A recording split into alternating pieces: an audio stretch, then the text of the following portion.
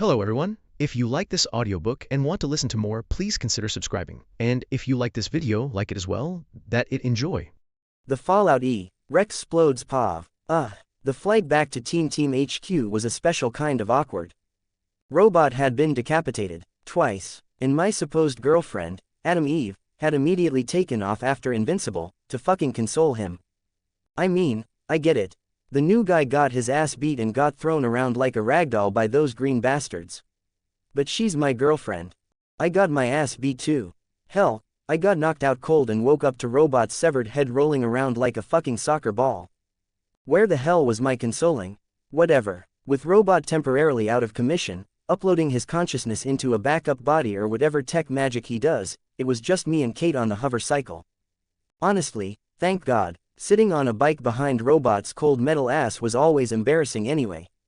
The guy didn't even have the decency to install a backrest. The city lights blurred beneath us as we cut through the night sky. Normally, I'd be making some smartass comment about the view or cracking jokes to fill the silence. But my nose still ached from where that Kaisen had headbutted me. Hey, Rex, can we stop? Kate's voice broke over the wind, barely audible over the cycle's engine. I could hear a quiet, miserable sob right behind my ear. Shit, I stopped the cycle midair, the anti-gravity stabilizers humming as we hovered in place. Looking over my shoulder, I saw her face pressed against my back, shoulders trembling.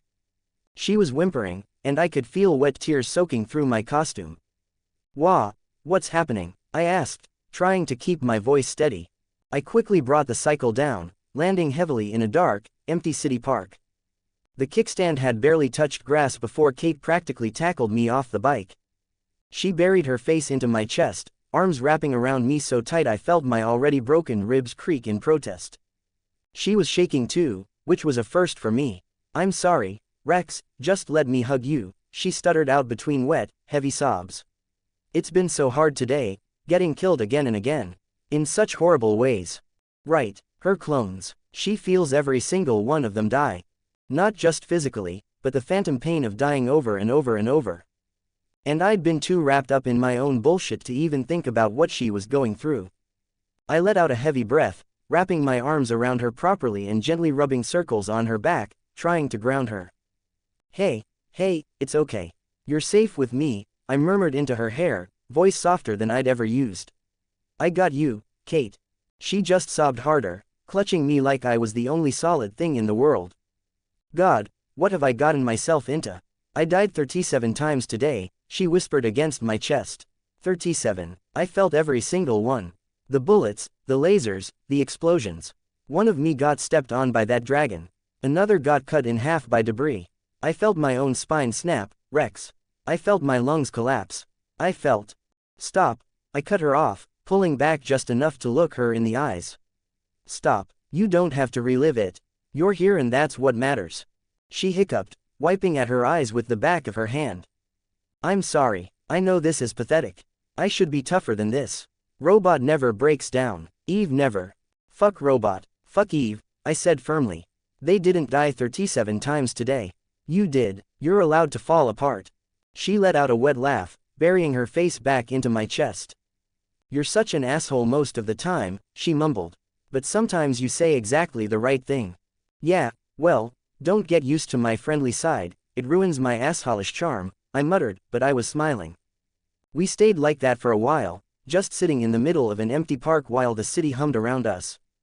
Eventually, her breathing evened out and the trembling stopped. She pulled back, wiping her face with her sleeve.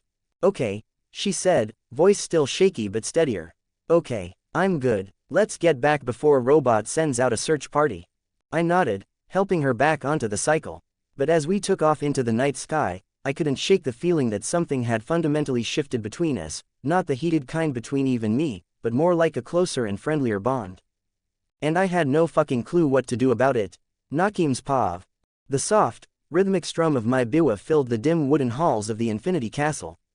Twang. I sat quietly on the tatami mat, watching my master sleep. Image here, he was battered, his body covered in dark bruises that bloomed across his skin like grotesque flowers. Dried and sticky alien blood matted his hair and stained his clothes. His breathing was labored, each inhale a struggle. but it had finally evened out after the sheer horrors he had faced. The exhaustion had claimed him completely. Looking at his exhausted face, watching his chest rise and fall with each difficult breath, a sudden, bitter memory clawed its way up my throat like bile. My late husband. His name had been Kato. He, too, had been a gambler of all trades. Cards, dice, animal fights, anything that offered the thrill of chance and the promise of fortune. I remembered his kindness in the early days. The way he would smile at me across the dinner table. The way he would hold my hand as we walked through the market. The way he would whisper sweet promises of the future we would build together. I remembered his love, his gentle compassion, the warmth in his eyes when he looked at me like I was the only thing in the world that mattered. Before the gambling took root. Before it became a disease that burrowed into his soul and consumed everything good about him. The gambling hollowed him out from the inside, leaving nothing but an empty, desperate shell that wore my husband's face but spoke with a stranger's voice.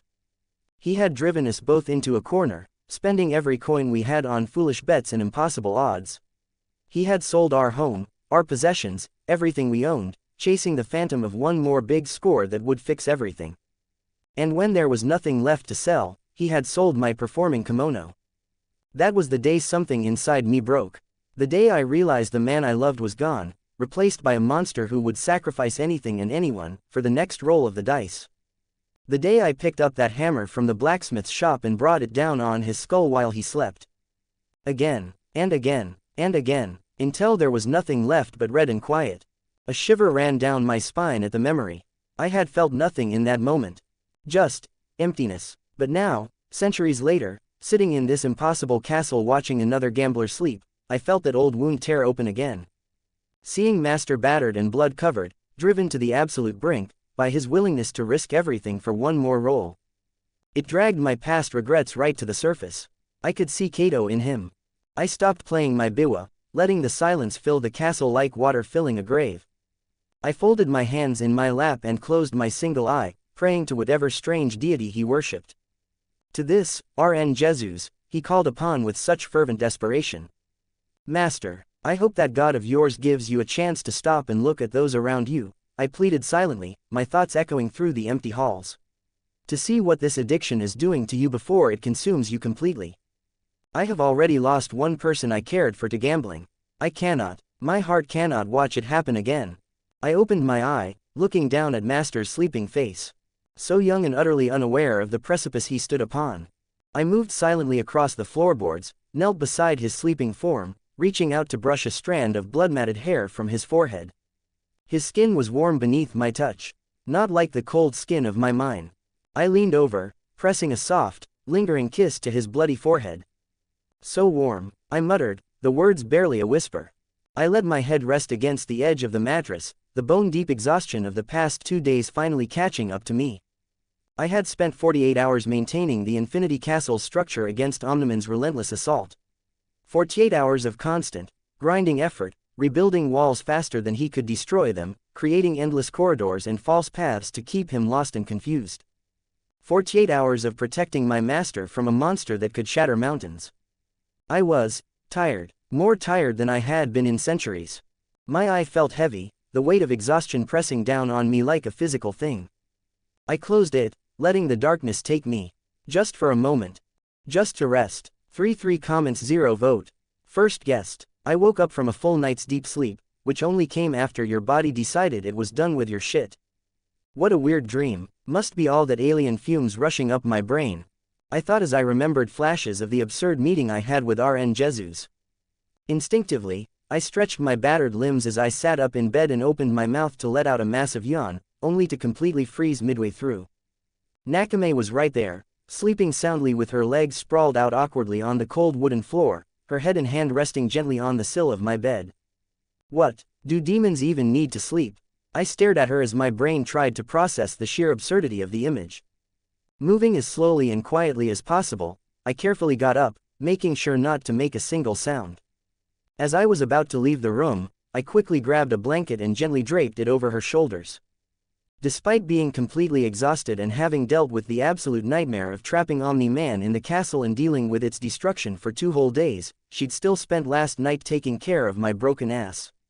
You're too good for me, I muttered under my breath as I crept out to find a bath.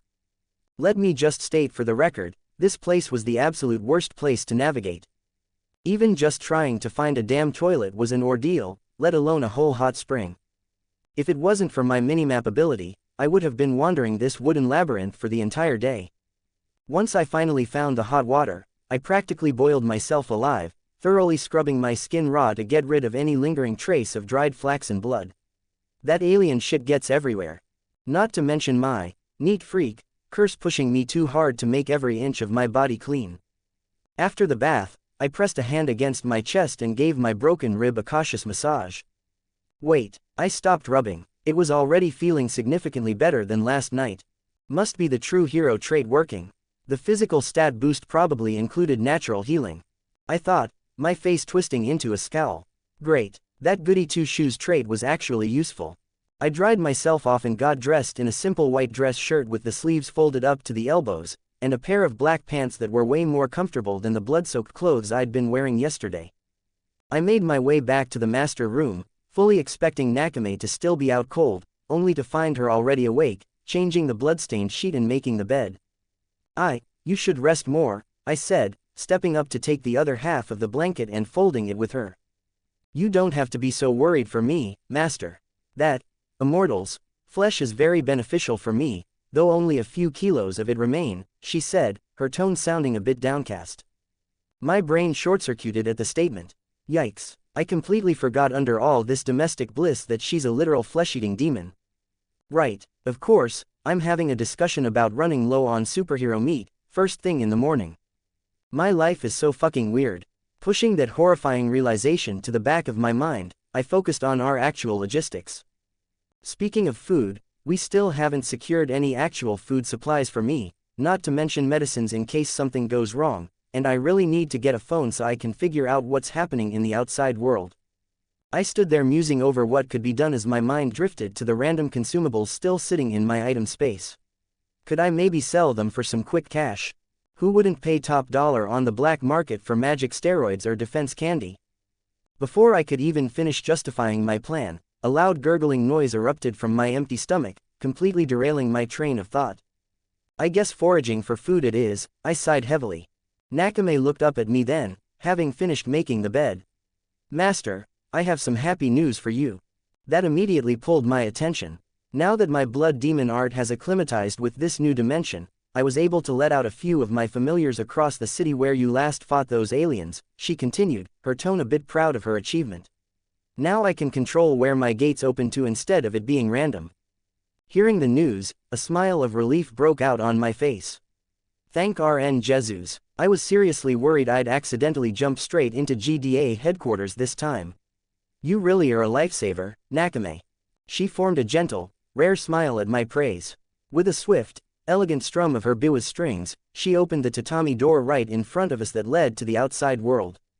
Just to be safe, let me test something first, I said as I summoned Pepsi Man from my familiar space for the first time. Pepsi-Man, Pepsi, Pepsi, Pepsi-Man, Pepsi, Pepsi, Pepsi-Man, Pepsi, Pepsi, Pepsi-Man, Wada. Both Nakame and I were caught off guard as extremely energetic music started playing out of nowhere and Pepsi Man began to materialize right in front of us in his classic pose. Image here. He looked around the master room like he was trying to get his bearings before looking back at us and simply tilting his faceless head in an earnest motion, asking in that irritating corporate mascot voice, Pepsi. I just sighed deeply, too hungry and tired to deal with whatever the hell this was, and simply said, yeah, Pepsi. In the instant I finished uttering the word, he jumped up to his feet and ran straight out of the tatami door, yelling, Pepsi. Nakame and I just looked at each other for a long moment and silently decided not to discuss what we'd just witnessed for both of our mental well-being sake. After about 10 minutes, Nakame finally said, Master, your summon was able to run around the gate's location for quite some time, and nothing seems out of the ordinary. It is now safe for you to venture out. Finally getting her all clear, I reached up to fix my smart glasses and mentally pulled Glock out of my item storage just to have the gun in my grip as a backup, and walked straight out of the door. The very first thing I felt was the harsh sunlight falling on my face, followed immediately by the smoky, polluted wind you only ever get in massive metropolises, and finally the deafening noise of heavy traffic. I found myself standing in a quiet corner of some parking garage with concrete walls everywhere and oil stains on the ground and that distinct smell of exhaust fumes that never quite goes away. This location was pretty safe and hidden, exactly where Nakame should have been aiming for when she opened the portal. Glancing up, I saw a barely visible, grotesque eyeball familiar floating by, and I offered it a small wave to let Nakame know I was okay. "You're a hard man to find, Mr. Kaisen." A heavy, gravelly voice echoed right behind me out of nowhere. Every single hair on my body stood straight up and violently goosebumps erupted across my skin. I didn't even think. I just spun around, gripping the Glock in my hand, and fired without even bothering to aim in pure panic reflex. Bang! Only to find Cecil fucking Steedman casually tilting his head an inch as a bullet hole smoked in the brick wall about a foot to the left of his ear. I heard him let out a low whistle as my hands shook with the gun still pointed at him. "That's a hell of a greeting, kid," Cecil muttered while casually brushing some brick dust off his shoulder. "I've had guns pointed at me more times than I can count, kid, but I'll be damned if that didn't put my balls in my throat. Good thing you've got shit aim." He paused for effect with his scarred face giving nothing away. "I was worried you'd unleash that big blue dragon on me. Guns I can handle, but dragons have only killed 3 of them, and I'd rather not make it 4 today." "What? How in the actual fuck was he here? And did he just casually say he's killed 3 dragons? Who the hell was I dealing with?" My mind raced as I instantly slotted in lesser hydrokinesis and wind flight so I could just blast myself out of this garage. But then I saw his hands were both raised in a clear surrender gesture. "Calm down, kid, my bad if I spooked you. I'm just here for a conversation," Cecil said smoothly, his scarred face still unreadable. "Look, we can be civil adults and talk it out. You are at least 18, right?" As he slowly lowered his hands, the concrete ground beneath our feet instantly turned into a wooden tatami gate. The sharp twang of a biwa string echoed through the garage. Gravity violently took over and both of us fell straight down, as the tatami door high above us snapped shut and cut off the sunlight. As we plummeted through the impossible geometry of the castle, I saw Cecil's hand dart into his coat with practiced speed and rip out a gun of some kind, a sleek, futuristic piece of tech beeping with a harsh red light. "That bastard, he said he just wanted to talk." Operating on pure adrenaline, I used lesser hydrokinesis, ripping moisture from the air to form a violent whip of water. I lashed it out, slashing directly at his hand. The impact forced his grip to break, causing the beeping gun to fall away from him, tumbling down into the innumerable, endless wooden corridors below us. Finally, Nakame manipulated the gravity within the castle. We both landed hard on the floor of the massive open hall. She was sitting in the center on her performance stage, still holding her biwa delicately in her hand. She looked at me, her single eye scanning me up and down as if checking for any injury. I just gave her a subtle nod to calm her worries. "I'm fine." Cecil immediately touched his earpiece, tapping it. "Steedman to base, come in." Nothing but dead air. He tried again. "Steedman to base, do you copy?" Still nothing. "You really are too dangerous to be left alone," he muttered as he watched me carefully. Meanwhile, I was internally screaming, cursing my rotten luck that somehow always managed to lead me into worse and worse situations. Why couldn't I just go to a goddamn 7-Eleven in peace? "What is this place? And what's up with the Cyclops over there?" Cecil asked, pointing at Nakame. He was still speaking in that perfectly calm, measured tone. The man was an agent who had clearly seen way too much weird shit to let panic take him over. Wait, maybe I could turn this situation around. If he thought I was some terrifying unknown variable, why not play the fucking part? Channel my asshole brother, the snobby, condescending prick who thought he was better than everyone else around him. If I was going to bluff my way through this, I might as well go all in. "Welcome to my castle, Director. I apologize for the rather rude entrance, but you scared poor Nakame when you snuck up on me like that." I put on the bravest, most arrogant face I could muster, gesturing grandly toward Nakame. Cecil let out a dry, humorless laugh. "I scared that monster. Kid, quit the act. Someone always thinks they're too clever for us. They all think that at first." He adjusted his tie, completely unfazed. "You're dangerous, Kaisen, real dangerous, and I don't use that word lightly. If I was scared of your monsters, I wouldn't be doing my job. You do know I'm the director of the Global Defense Agency, and my men will be flooding this place shortly. And trust me when I say my men have been watching for any portal activity in Chicago since the alien attacks. Caught us by surprise how fast you moved, but we adapt. He sounded confident, but I wasn't an idiot. I could see his eyes darting around, rapidly checking the impossible angles of the room for exits. And his hand, constantly hovering near his coat button. An SOS mechanism, maybe. A tracker. I am sorry to burst your bubble, Director, I said, my voice mimicking the condescending tone I'd heard plenty from my brother, but this is my domain. My own little piece of heaven that I brought with me from back home. No one comes in and out without my explicit permission. Nakame, bless her demonic heart, instantly understood my intention. She struck her biwa with a harsh, echoing twang that reverberated through the entire castle. The entire open hall violently rearranged itself. The floor beneath me shot upward, raising me high above Cecil's level as an elaborate, artistic throne literally materialized right underneath me. I sat down heavily, formally cementing our physical positions. Oh, and please don't waste your energy trying to get your men to teleport you out, I announced, my voice echoing off the endless wooden walls.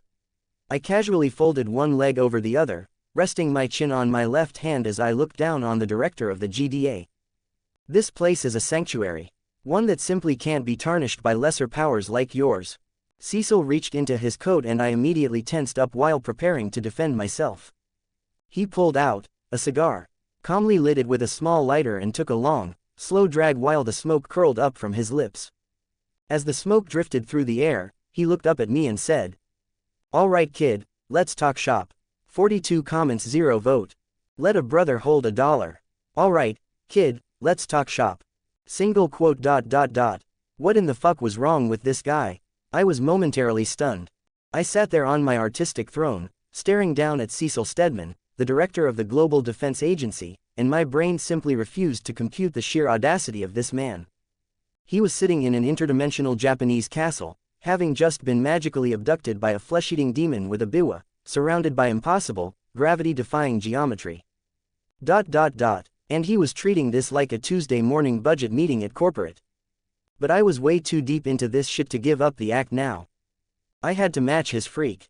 All right, I said, leaning forward slightly, keeping my voice smooth and dangerously calm. Let's start with how you actually got to my location. Cecil smiled around the smoking cigar in his mouth, pointing a scarred finger directly at my face. Those aren't called smart glasses just for the sake of the name, kid. They have built-in GPS. The millisecond you exited this dimension and stepped foot back into our reality, our computers got a hit. My stomach dropped straight into my colon. You have got to be fucking kidding me. I had to force my jaw to stay shut. I mean, I knew that I was dumb, but surely I wasn't this stupid, right? I took a free pair of high-tech glasses from Donald Ferguson, a man who works as the right hand for the most secretive intelligence agency on the planet, shoved them onto my own face, and just forgot about them. Who the hell does that? I was a certified, pastiating moron. My hands instinctively trembled, desperately wanting to reach up and rip the frames off my face, but I forcefully locked my muscles in place. I had to keep up the act, no matter how paper-thin it was. Cecil, with his eye missing nothing, saw the twitch in my fingers. He took a long drag of his cigar, the smoke obscuring his scarred face. Now, kid, tell me. Twang. A sound sharp enough to shatter glass rang out, painfully loud and echoing through the infinite wooden halls. Both Cecil and I instinctively looked at Nakame. Her single, large eye was boring straight into Cecil's skull, devoid of any warmth. "You will address my master with respect, human," she warned, her voice cold enough to freeze hell over. "Lest you decide you no longer love your head on those old shoulders." Thank RNGesus for Nakame. I let out a breath and gave her a subtle, appreciative nod. Seriously, she was the best demonic roommate a guy could ask for. Cecil stared at her for a long, heavy second. Then, he simply took the cigar out of his mouth, dropped it onto the pristine wooden floor, and crushed it out beneath his heavy boot. All right, give the old man some leeway," he grumbled, not even fazed by the death threat. He turned his attention back to me, his expression hardening into pure business. "Now, where were we?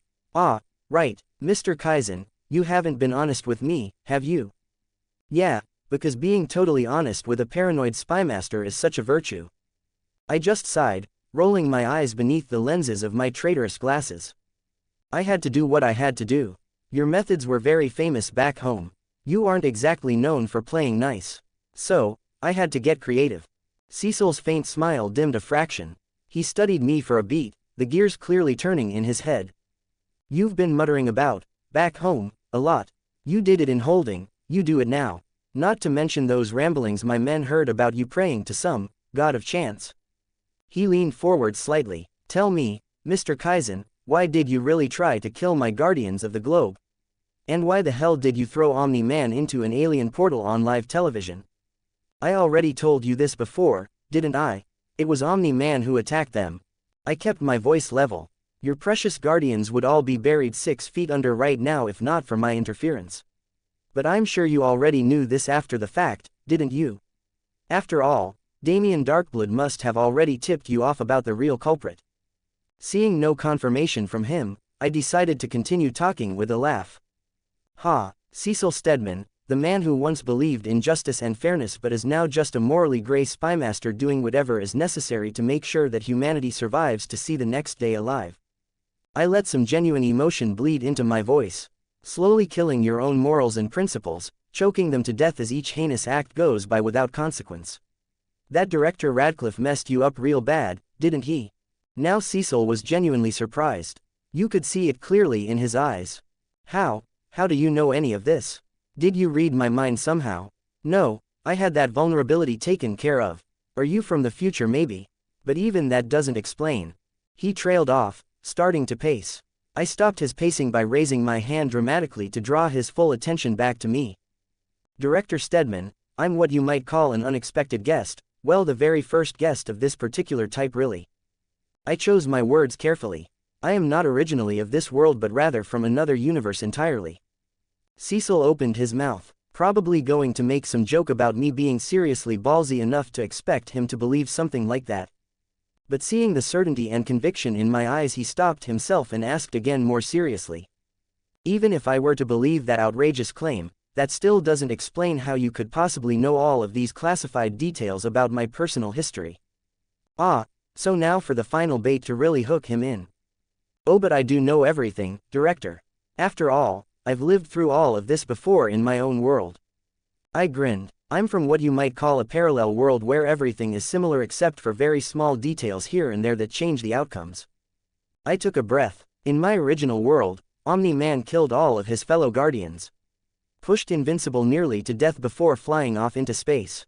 Another breath. Then he came back later with a full Viltrumite invasion force that killed billions upon billions of my kind, and after eugenic segregation took a few thousand humans as breeding specimens before finally turning my entire world into a Viltrumite breeding colony for their empire. Cecil went silent. Too silent, actually. I could see him processing everything I'd just told him. He finally shook his head slowly. Well, there's no way to confirm your story or verify any of these claims you're making. He paused. But every piece of evidence I have points to this being possible. The dragon, this dimension, your knowledge, the absurd timing of it all. Another pause. I can't believe I'm saying this out loud, but I need to ask you for a favor, Mr. Kaisen. A favor? I need your help in defeating Omni-Man when he inevitably returns to Earth. I couldn't help it. I just started laughing hard, clutching my stomach. Haha, you should seriously consider a career in stand-up comedy, Director. I wiped my eyes. You want me to defeat Omni-Man when I've been nearly maimed by that damn alien already? And even that dimensional deporting trick was just pure luck combined with perfect timing, nothing more. Oh, but I don't think it was just luck at all, Mr. Kaisen. He continued in that calm, measured voice. Our little conversation back at the detainment cell. Well, my technical team had a field day analyzing all the changes in your body that happened just during our brief talk. He started counting off on his fingers. Major changes in your pheromone output, a significant dip in ambient radiation levels around you, not to mention the fact that you now have your own personal dimension that you can access at will, and you can summon a goddamn dragon like some medieval warlock straight out of a fantasy novel. He looked me dead in the eyes. You have the power to help us, John, so please don't let this world turn out exactly like your old world did. I went silent just for the effect of it. But meanwhile, I thought to myself, damn, that bastard is crazy good at manipulating people. I looked directly into his eyes. Playing the human empathy card on me, are we? Director, we both know that we're well above such simple moral obligations and emotional manipulation. He just shook his head, looking genuinely disappointed, but he continued anyway. But we can always make a trade instead. My information and resources for your service and cooperation. Cecil's eyes immediately lit up with interest, but he quickly calmed himself down and said in a more professional tone. What exactly did you have in mind, Mr. Kaisen? First things first, has Omni-Man managed to come back to Earth yet? No, he hasn't returned yet. Cecil crossed his arms. But I'd be willing to bet good money that he'll be back from the Flaxen dimension in just a few days at most, given the extreme time difference we've detected from analyzing their corpses and technology. I nodded at that information. Director, whatever you do, you must never reveal the survival of the Guardians of the Globe to anyone outside of your most trusted GDA agents, and I mean no one else can know. What exactly are you getting at with this request? He narrowed his eyes. I want you to publicly announce to the entire world that the Guardians of the Globe are all dead and that I was the one who butchered them all in cold blood. I watched his reaction carefully. And that Omni-Man was gravely injured during his confrontation with me and was subsequently abducted and thrown into an alien dimension against his will. Why the hell would you want that? Genuine confusion in his voice. Because we desperately need time, Director, and that's time that Nolan won't give us if he so much as sniffs out that his cover identity has been blown. I leaned forward. I want you to throw a goddamn parade in his honor when he returns, make memorial statues of him, make him feel safe and secure that his secret is still shrouded in mystery. Make everything feel normal, like the world still loves him, like nothing's changed. Cecil paused before replying, but that'll make you public enemy number one for the entire world. Why would you willingly put such a massive target on your back? As I said before, I'm a guest in this world and nobody really likes an unannounced guest showing up. I gave a slight smirk. But I'm going to need several favors from you and the GDA in return for taking on this role. Sure, as long as you give me something concrete and actionable, something we can actually use against the Viltrumites. Cecil finally showed his true colors and let go of all pretense. Sound. I don't know the exact frequency yet, but there's a very specific sonic vibration that the Depth Dweller of Atlantis produces. It really hurts Viltrumites, and I need you to find it and weaponize it, but you have to keep it under wraps. Huh, a weakness to sound, who would have thought that was even possible? Cecil muttered, clearly filing that information away mentally. Second, you need to find Tech Jacket. Zach Thompson, make sure he's with you in the GDA, because his suit is incredibly versatile and you can't let an acid like that sit on the bench. I continued, oh, and make sure you keep Chicago's population ready for a massive evacuation at a moment's notice. Cecil's eye narrowed to a dangerous slit. Chicago? Why Chicago? And how do you know about Thompson? Because I know the board. I lied flawlessly. Unfortunately, the rest of the methods to exploit their weaknesses are off-world, many light years away.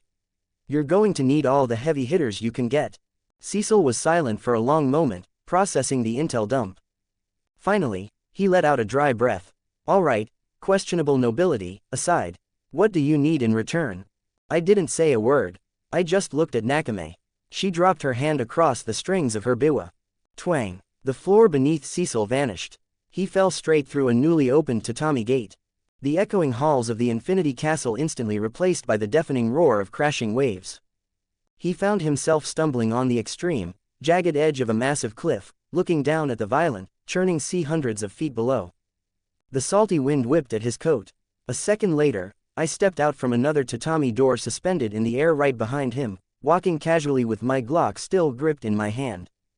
Before you port away, Director, I said, raising my voice over the crashing waves to make sure he heard every single word. Remember to never, ever give my poor Nakame a scare like that. She's a very sensitive girl, you know. Cecil looked back at me, then glanced down the sheer, vertigo-inducing drop to the deadly rocks below. All right, I get it. He held his hands up defensively. Point made, but I still haven't heard what it is you need from me. I walked right up to the edge of the cliff, stopping inches away from him.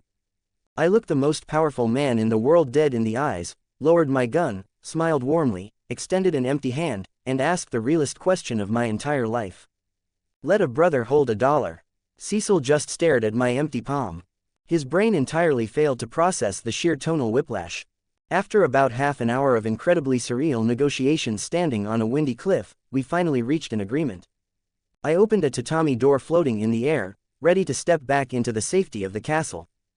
As I stood in the doorway, the harsh sea wind blowing my hair around, I looked back at Cecil.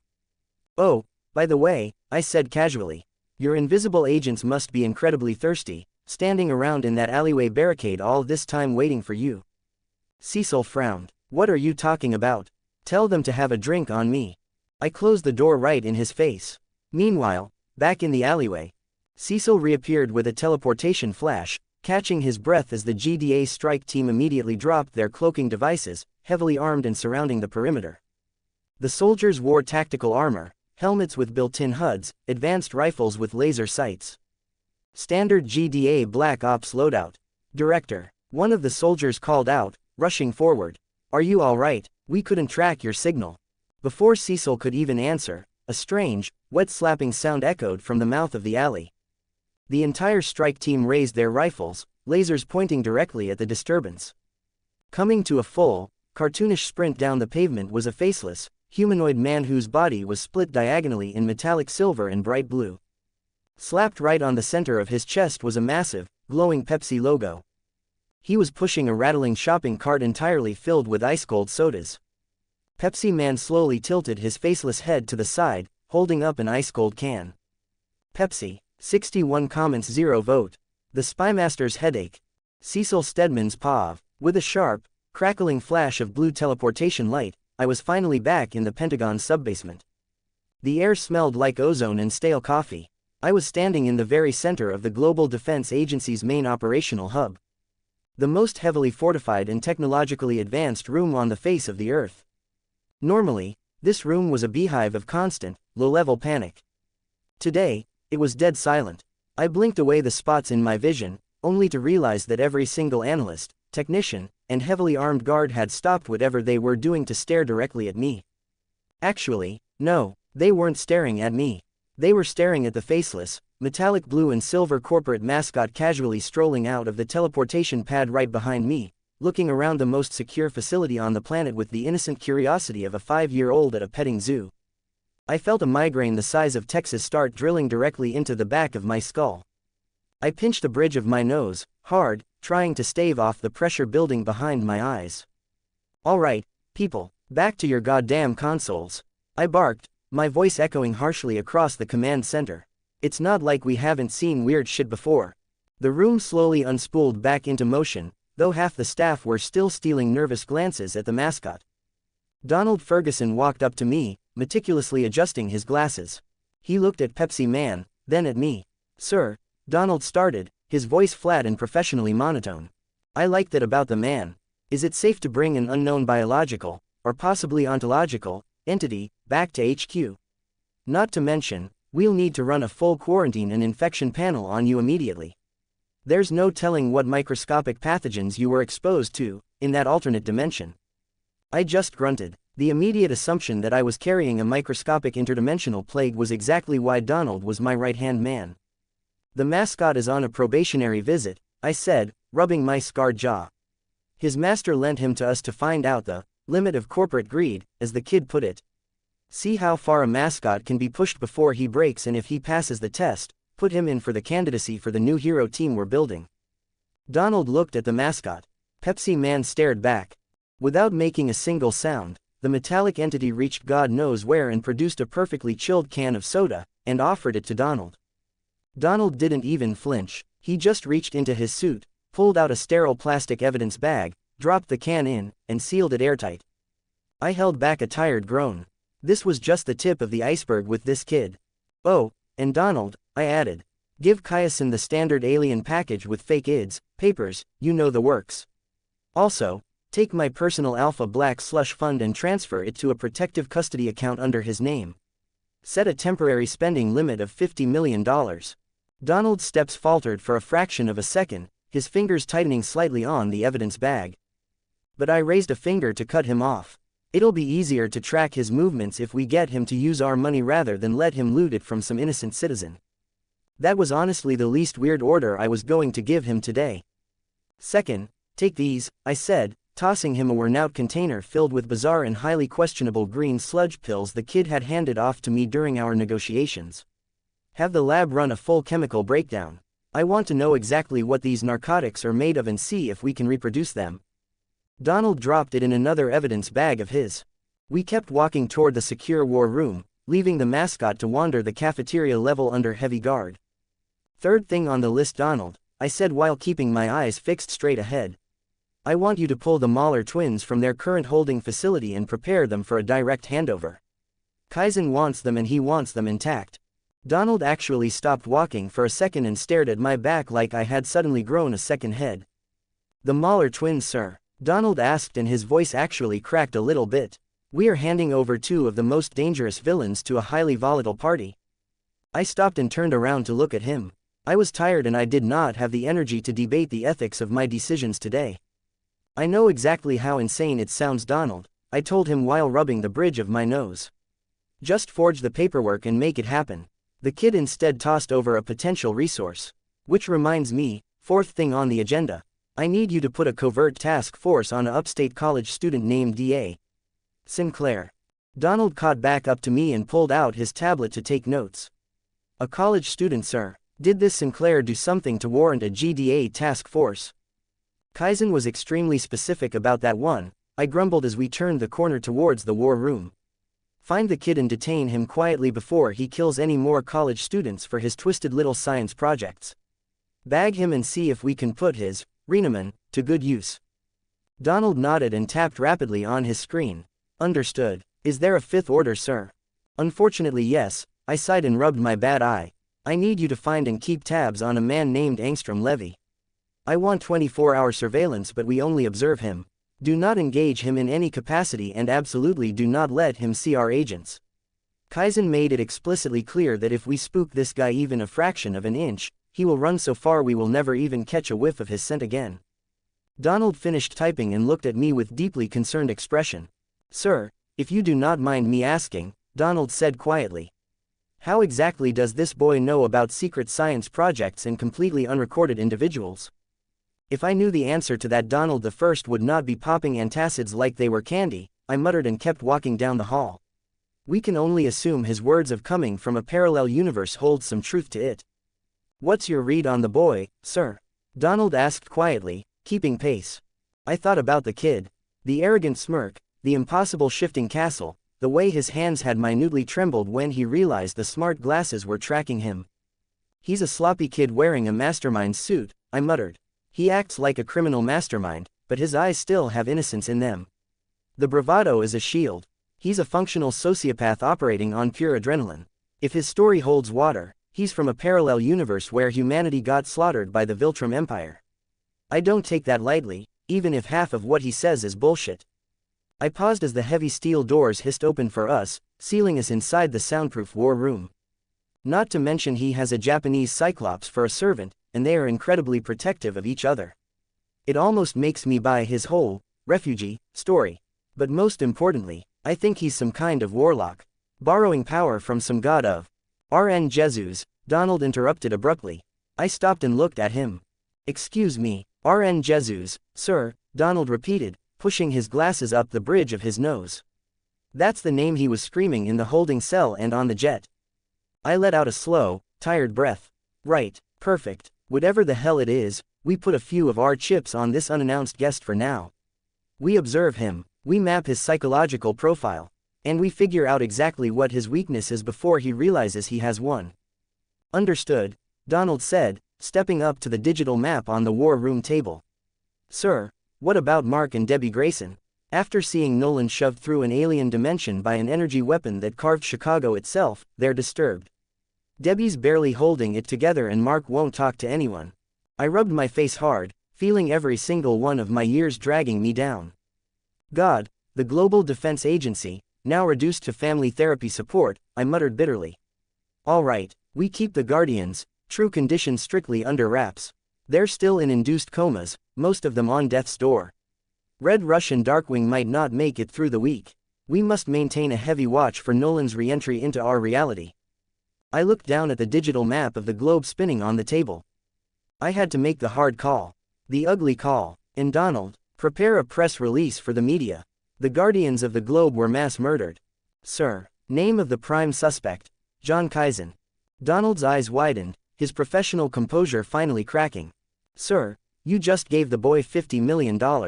If we publicly frame him for the murders Nolan committed, we buy ourselves a goddamn smokescreen. I snapped, slamming my hand on the metal table. Nolan is the greatest threat this planet has ever faced. We can't let the public know Earth's greatest hero slaughtered the greatest heroes on Earth until we have a surefire way to put him in the ground. Kaisen is an unknown variable with a demon sidekick. He's the perfect scapegoat to keep the heat off the Graysons while we figure out how to kill a Viltrumite. Donald swallowed hard, but he didn't argue. He knew the harsh reality of our work. One last thing, I said, reaching deep into my trench coat. I pulled out a thick, reinforced glass jar and set it heavily on the metal table. Suspended in the contained air were two massive, grotesque eyeballs. They stared blankly ahead. Written across the lavender irises in stark black ink was the Japanese kanji for 4. I need you to arrange a covert drop. Deliver these to the radioactive exclusion zones in Chernobyl and Fukushima ASAP, I ordered. Donald stumbled backward. The sterile evidence bag containing the Pepsi can slipped from his grip, hitting the floor with a dull thud. He stared at the jar, then up at me, his face now pale. He looked at me as if I had finally, definitively lost my goddamn mind. I stared back, letting out a long, exhausted sigh. This kid was going to be the death of any sanity I had left. 53 comments 0 vote. $1 billion target. John Kaisen's POV. I couldn't see shit. Everything in this damn wooden labyrinth was a blurry, out-of-focus mess. After the sheer, heart-stopping realization that I had been wearing a GDA tracking beacon right on my face, I'd immediately ordered Nakame to open a door to the ocean. The second the harsh, salty wind hit my skin, I crushed those highly expensive, traitorous lenses in my grip and chucked the plastic remains straight into the churning Pacific. Good riddance. I stood there in the dim hall, mentally cursing my own stupidity, when a cold, pale hand gently set itself on top of my head. Pat, pat, there, Nakame muttered, her voice soft. You must have been surprised, master. Please, calm down. My brain stalled out. I stood there, derailed by the absurdity of the situation. Nakame, I croaked, my voice cracking like a teenager's. What are you doing? The poor woman tilted her head innocently, her single eye blinking in confusion, as she took her hand off my head. Was this not what you did to ease my tension last night? I thought it would make you feel better. Should I not have done it? Did I make a mistake? I swallowed hard. I reached up, grabbed her wrist, and placed her hand right back onto my scalp. No, I said, my face burning as I aggressively avoided eye contact. It felt good. Keep doing it, please. Look, it wasn't my fault that my toxically dysfunctional family gave me severe intimacy issues. I wasn't about to turn down a genuine moment of comfort, even if it came from a flesh-eating demon from the Taisho era. After about 5 more minutes of her softly humming and patting my head, my anxiety flatlined. But I still had to pull away. Even after abducting and negotiating with the director of the GDA, we were still missing our number one priority. My stomach let out a violent, echoing gurgle. I'm starving, I groaned. Nakame immediately reached deep into the folds of her kimono. No, I snapped, grabbing her arm before she could pull out whatever bloody chunk of immortal jerky she had stashed in there. Human food. I need regular, not super meat. It hit me then. Immortal equals jobber. Right. Immortal equals pedophile. Right. Immortal equals hero equals secret identity. Jackpot. Fuck, I'm an idiot. I cursed. I slotted in gradual transformation in an active slot. I didn't have the patience to wait 3 hours to change my body mass by 500%, but shifting my facial structure and hair pigment.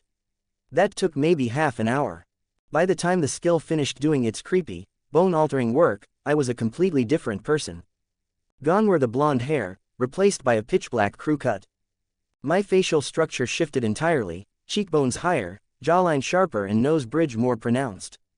Image here, I look like a completely different person, I thought. Single quote ... Well, I can't confirm it due to my lack of spyware glasses. How do I look? I asked, turning to my roommate. Nakame stared at me for a bit too long. You look like a young master from a noble clan. A phantom tingle of pure dread ran down my spine. Yeah, please never say that again. Young masters and reincarnations never mix well. I really don't feel like getting faceslapped by some protagonist today. Tired and too hungry, I let out a whiny, pathetic noise. Just open a gate to the mall already. Nakame nodded. She placed her biwa in her lap and struck the strings. Twang. A tatami door slid open.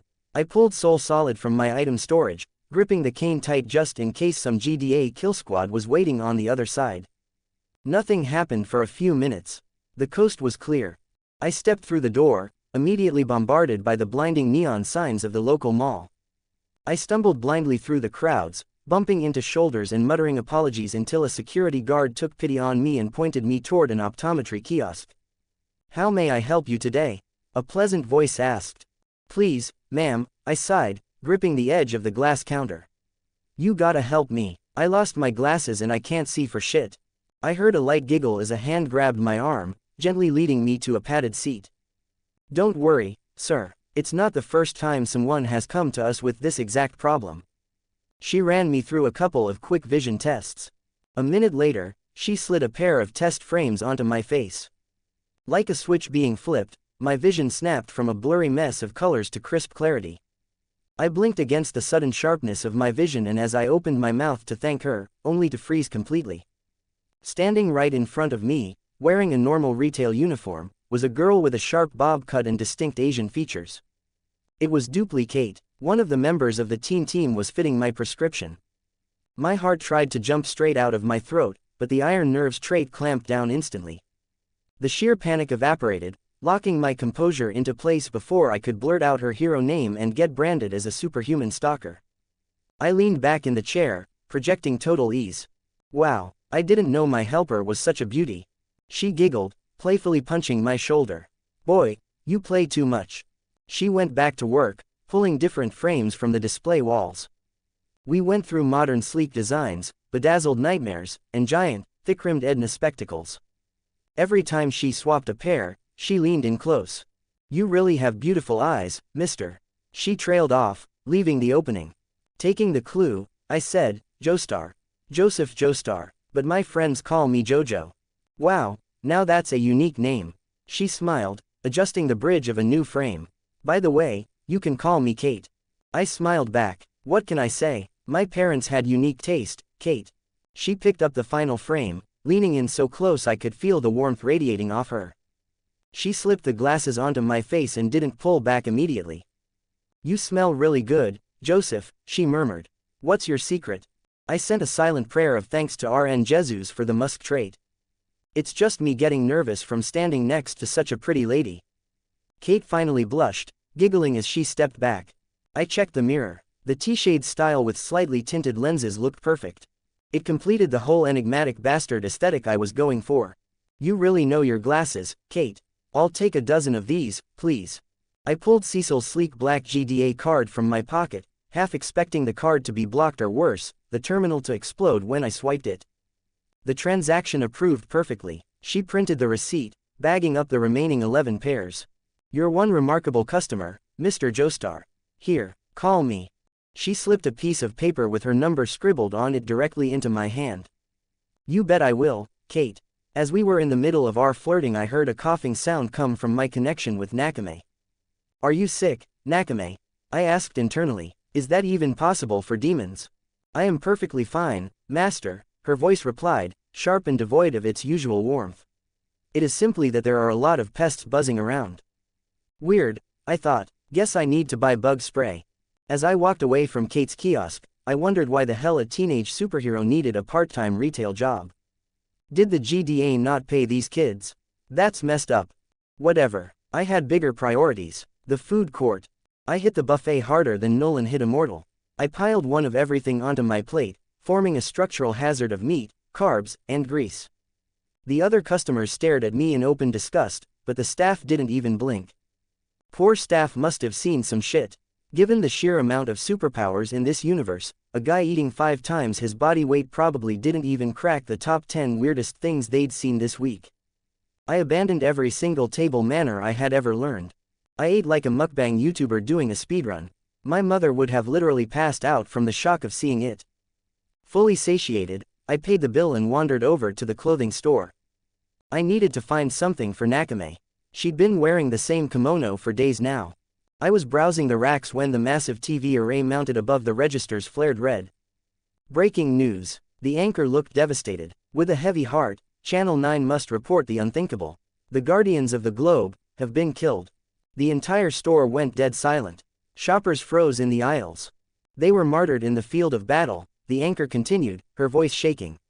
Furthermore, Omni-Man, who was seen briefly during the Flaxen invasion, is currently missing in action. Reports indicate he was abducted and thrown into the alien portal, stranding our greatest hero far from home. I just stared at the screen. Say what you will, Cecil really knew his propaganda when it came down to it. We have received verified information from government sources regarding the identity of the man who committed this heinous act, the anchor announced, her expression hardening. The man who struck our guardians in their own base when they were most vulnerable. The man who stranded Omni-Man and left our world defenseless.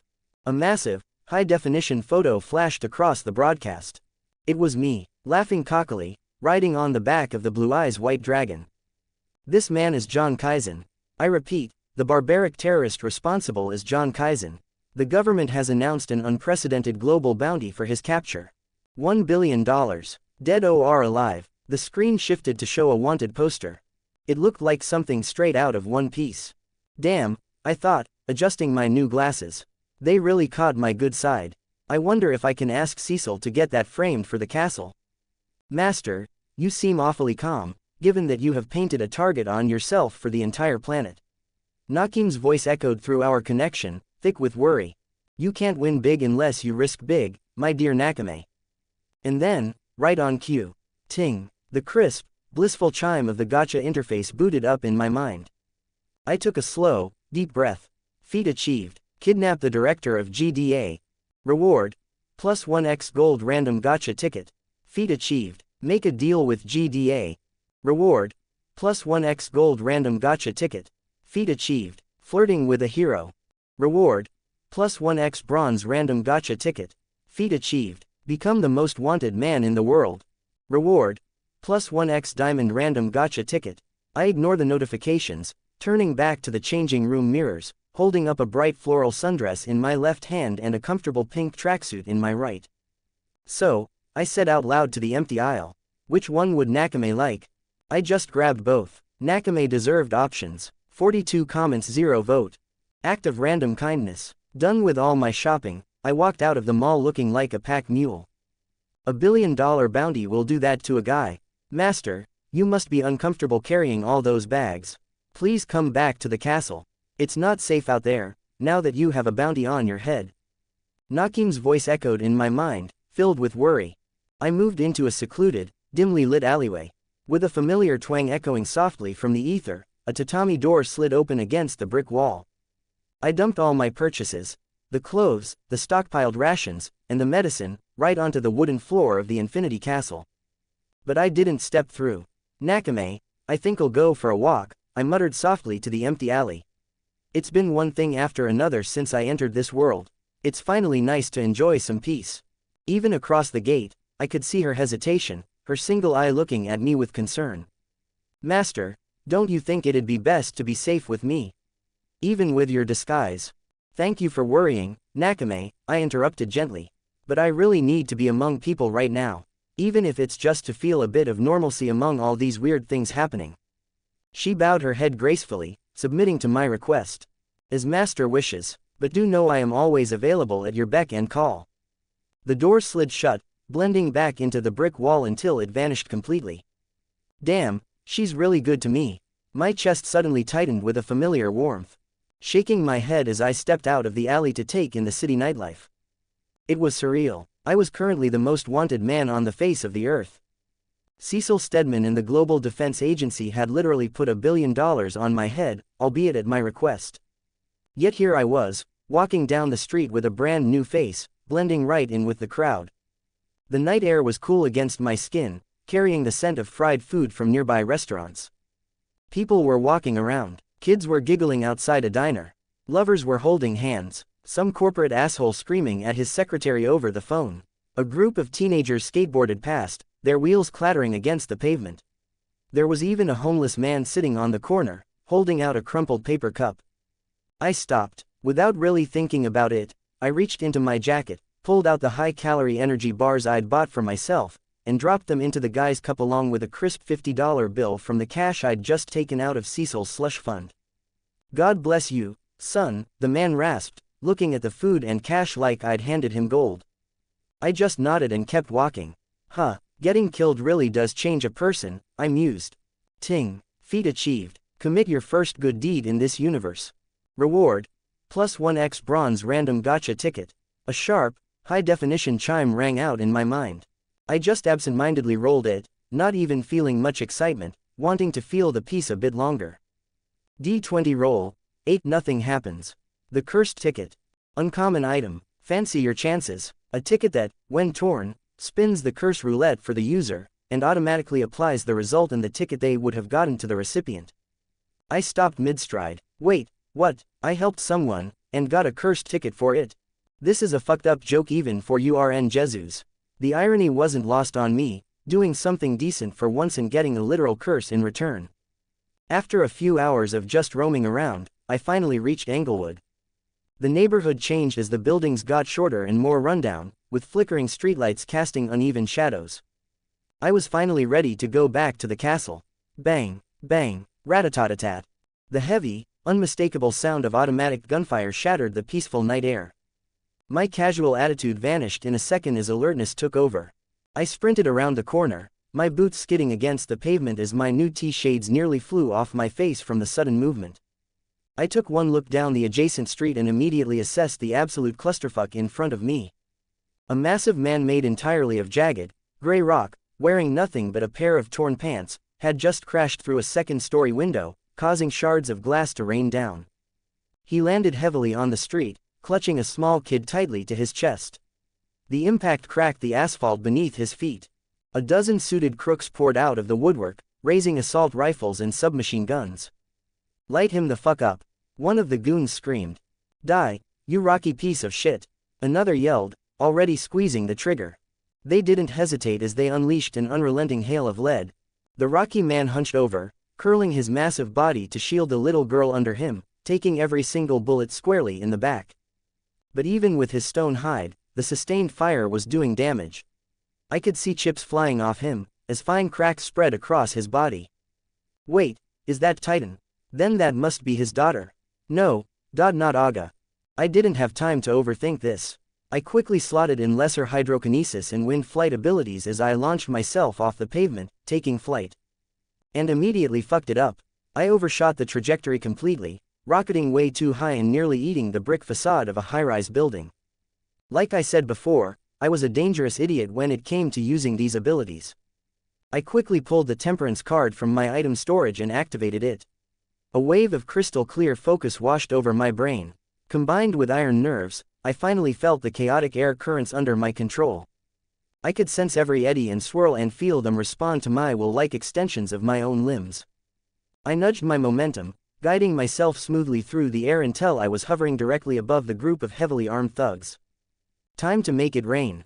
I held my palms out and activated lesser hydrokinesis, violently pulling the moisture from the surrounding air and concentrating it directly above the thugs. The temperature around me dropped noticeably as I stripped the humidity, gathering it into a massive, wobbling sphere of water suspended above their heads. It was called lesser for a reason. It wasn't strong enough to tear their flesh apart like Aquarius could, but it definitely did the job. I finally dropped the payload. A massive, concentrated burst of water slammed down on the thugs. "What the fuck?" one of the shooters yelled as water streamed down his face, plastering his expensive suit to his body. Shocked by the sudden deluge, the goons looked around in confusion to check their soaked clothes and the wet ground beneath them. Seeing the perfect opportunity, I pulled out Havel's great shield and used the massive slab of stone to cover my body as I landed down hard right between Titan and the wet thugs. The shield casually taking the brunt of bullets they fired in panic. Image here. I finally slotted an arc ability in my final slot. I didn't even bother to look at them. I just aimed my fingers at the puddles pooling around their expensive leather shoes. Beast. Bright, crackling lightning shot from my fingertips, striking the wet ground. The electricity painted everything in stark white and blue, casting dancing shadows on the surrounding buildings as the smell of ozone and burnt hair filled the air immediately. The water conducted the electricity perfectly, delivering a massive, high-voltage jolt straight up their legs. Now that's a shock they'll remember for a lifetime. A dozen thugs screamed in perfect unison. A second later, the screaming stopped as they all collapsed to the pavement, twitching and spasming in the puddles.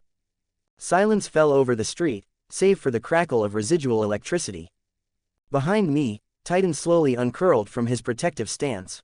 He looked up, expecting to see Machine Head's executioners. Instead, he saw a guy with T-shade glasses holding a giant greed shield from some medieval flick, standing between him and the shooters. When he glanced to the side, he was surprised to see about a dozen crooks lying on the floor, completely fried, as the foul smell of burnt flesh filled the air. Titan saw the arcs of lightning still dancing on my fingers and took a step back, instinctively covering Fiona a little more. The little girl whimpered, pressing her face against her father's rocky chest. I looked down at the twitching bodies on the ground, the adrenaline still pumping. "You stupid mother." "Yeah, these dumbass mother," Titan started, glaring down at them with pure hatred. We both froze at the exact same time. We locked eyes, then slowly looked down at the tiny, terrified little girl peeking out from behind his massive rocky legs. Her wide eyes were darting between the two of us. I cleared my throat, adjusting my tinted glasses. Mother's disappointments. "You goshdarn hooligans." Titan coughed into his massive stone fist, looking incredibly awkward. Yeah, frickin' jerks." I had to bite the inside of my cheek to stop myself from laughing. He must have made the connection to the mob. Not bad. He took another step back, his words came out in a gravelly, cautious voice. "Are you one of these heroes flying about? Should I be thanking you?" A snort escaped my lips before I could stop it. PFF'd. "Sorry, it's just funny you thought I was a hero. Man, you really are something, Titan. Or should I call you Craig?" He immediately dropped into a lower, defensive stance. His calves pumped ready to bolt. "Are you with Machine Head?" Titan growled. "Look man, I already told him I'm done with this shit. I've paid my debt in full." The calming effect of the Temperance card kept my mind incredibly sharp as I finally saw an opportunity to take care of my biggest headache. TCH, TCH, TCH. You need to think bigger, Craig. Here. I unequipped the shield, casually tossing the heavy slab of stone right at him. Titan's eyes widened, but his reflexes kicked in. He caught the massive greed shield with one hand. His arm dipped under the sheer weight of it, but he let it suspend in his grip, looking at me like I was insane. "Use this," I told him. "It'll make you sturdier, and your rocks much stronger. Trust me, Machine Head's goons won't be able to scratch you with that beauty on your arm." Titan just held the shield, looking at me with deep suspicion. "Look here man, I don't know who you are and what you're planning. But I'm not one for handouts. What do you need from me?" I looked down at little Fiona, remembering exactly how his story played out in the show. "You know, even after all of this, you can't provide a safe environment for little Fiona," my voice cutting straight to the core of his insecurities as I gestured at the destruction surrounding us. "Not to mention how expensive her treatments are going to get. So, I'm proposing a deal. I want you to call me when you decide to take down that chip junkie. And since I'm feeling generous, I'll sweeten it. Take the shield as an advance payment." Titan tilted his head, his expression was covered under his stone mask, but I could see the way his hands clutched Fiona's shoulder. "I told you I'm done with this life," he said stubbornly. "I just want to be left alone." He pulled his arm back, fully intending to throw the shield back at me. But I just raised my hand to stop him. In the distance, the faint wail of police sirens began to echo through the city blocks. "Well, looks like we're out of time," I said, feeling the wind currents picking up around my boots. "Better skedaddle. Just call me when you're ready to free yourself from the Tinhead's grasp." And with that, I activated wind flight, blasting straight up into the night sky before he could argue further. "What number?" I heard Titan yell out from the alley below. "Daddy," only for Fiona's small voice to point out. "Look at the shield." Titan lowered the massive slab of stone. And sure enough, written across the front of the shield in bright red permanent marker was a phone number. Right at the bottom, scribbled in messy handwriting, was a playful "Exoxo." Titan shook his head, holding back a curse. He scooped his daughter up, checking her for any injury, finally feeling safe enough to hold her in his arms, and made a run for it into the night. 31 comments 0 vote. Weight in gold. I was standing in the middle of a shifting, interdimensional Japanese fortress, staring at a cheap microwave spinning a frozen pizza. I was currently trying to catalog all the empty wooden halls in this place to figure out which ones I could actually gut and turn into a proper kitchen and pantry. "We really need to get some decent overhead lights in here," I muttered, leaning against the wooden wall.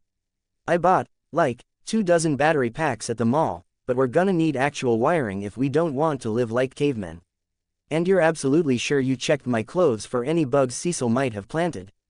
That guy manages Earth's defenses for a reason. He's a paranoid freak. Nakame strummed her biwa softly from where she sat on a raised platform. Do not fret, master. I have thoroughly swept the castle and your belongings for any foreign listening devices. We are completely secure. She paused, her tone dropping some of its usual rigid formality. Though I still do not understand why you insist on preparing sustenance in that noisy metal box. Beep, beep, beep, because I'm starving, Nakame, and this is high cuisine, I said, yanking the microwave door open. A blast of steam hit my face, carrying the smell of processed cheese and cardboard crust. I pulled out the steaming hot pizza, grabbed a plastic cutter I'd bought at the mall, and sliced it up. Now, pay attention. This right here is what we call a proper cheese pull, I announced. I grabbed a slice by the crust and lifted it, fully expecting that glorious, stringy, commercial-worthy stretch of mozzarella. The cheese instantly snapped in half and plopped sadly right back onto the cardboard tray. I just stared at it. My disappointment was immeasurable and my night was ruined. I just stared at the pathetic, broken strands of processed dairy product. The grease had already started to congeal, forming little orange pools on the surface. My disappointment was immeasurable and my night was ruined. Nakame leaned forward, observing the sad, broken slice. What is it? Is the ritual complete? I sighed, completely defeated by the frozen food aisle, and handed her the broken piece. Just eat it. She took it gently. She sniffed the cheap pepperoni once, her nose wrinkling, then tentatively touched the absolute tip of her tongue to the grease. Her single massive eye rolled all the way back in pure, unadulterated disgust. A visible shudder ran through her entire body, and for a second I thought she might actually gag. Right, I keep forgetting I'm the only one here who doesn't eat human flesh, I thought, watching her actively place the slice on the floorboards as far away from herself as physically possible, as she even wiped her tongue on the sleeve of her kimono, which, yeah, that tracked. As I was asking earlier, Nakame said, trying to ignore the pizza's existence. Was it really wise to give away your heavy shield to that rock man? I took a bite of my own slice, chewing on the rubbery crust. Yeah, probably not my brightest idea. But I need Titan. He's an opportunity I can exploit to deal with this massive, Nolan-sized headache we've got coming our way. I swallowed hard, looking down at my boots. Besides, seeing little Fiona kind of reminded me of my little sister. Before she... My brain completely stalled out. My vision tunneled as the edges went dark and fuzzy. A massive, violent rush of memories I had sworn to keep locked behind a mental steel door suddenly tried to kick their way into my head. My chest seized up like someone had just hit me with a sledgehammer. The air in the room felt incredibly thin, refusing to go down my throat. Nope, absolutely not. We are not doing this right now. I needed a distraction. I needed it immediately. Gambling.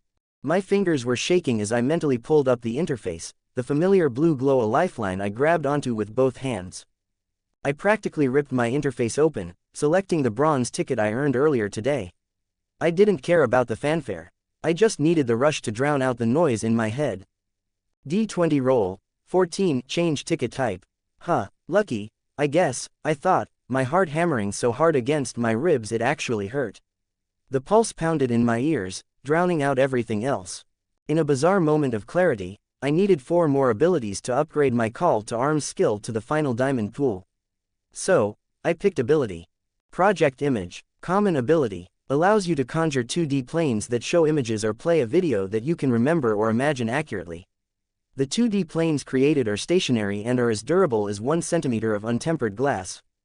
A weird, sharp pressure bloomed right behind my eyes, like I had been staring directly into a bright light bulb for way too long. The ability settled into my brain. A reel of film materialized in my mind, waiting for me to project something.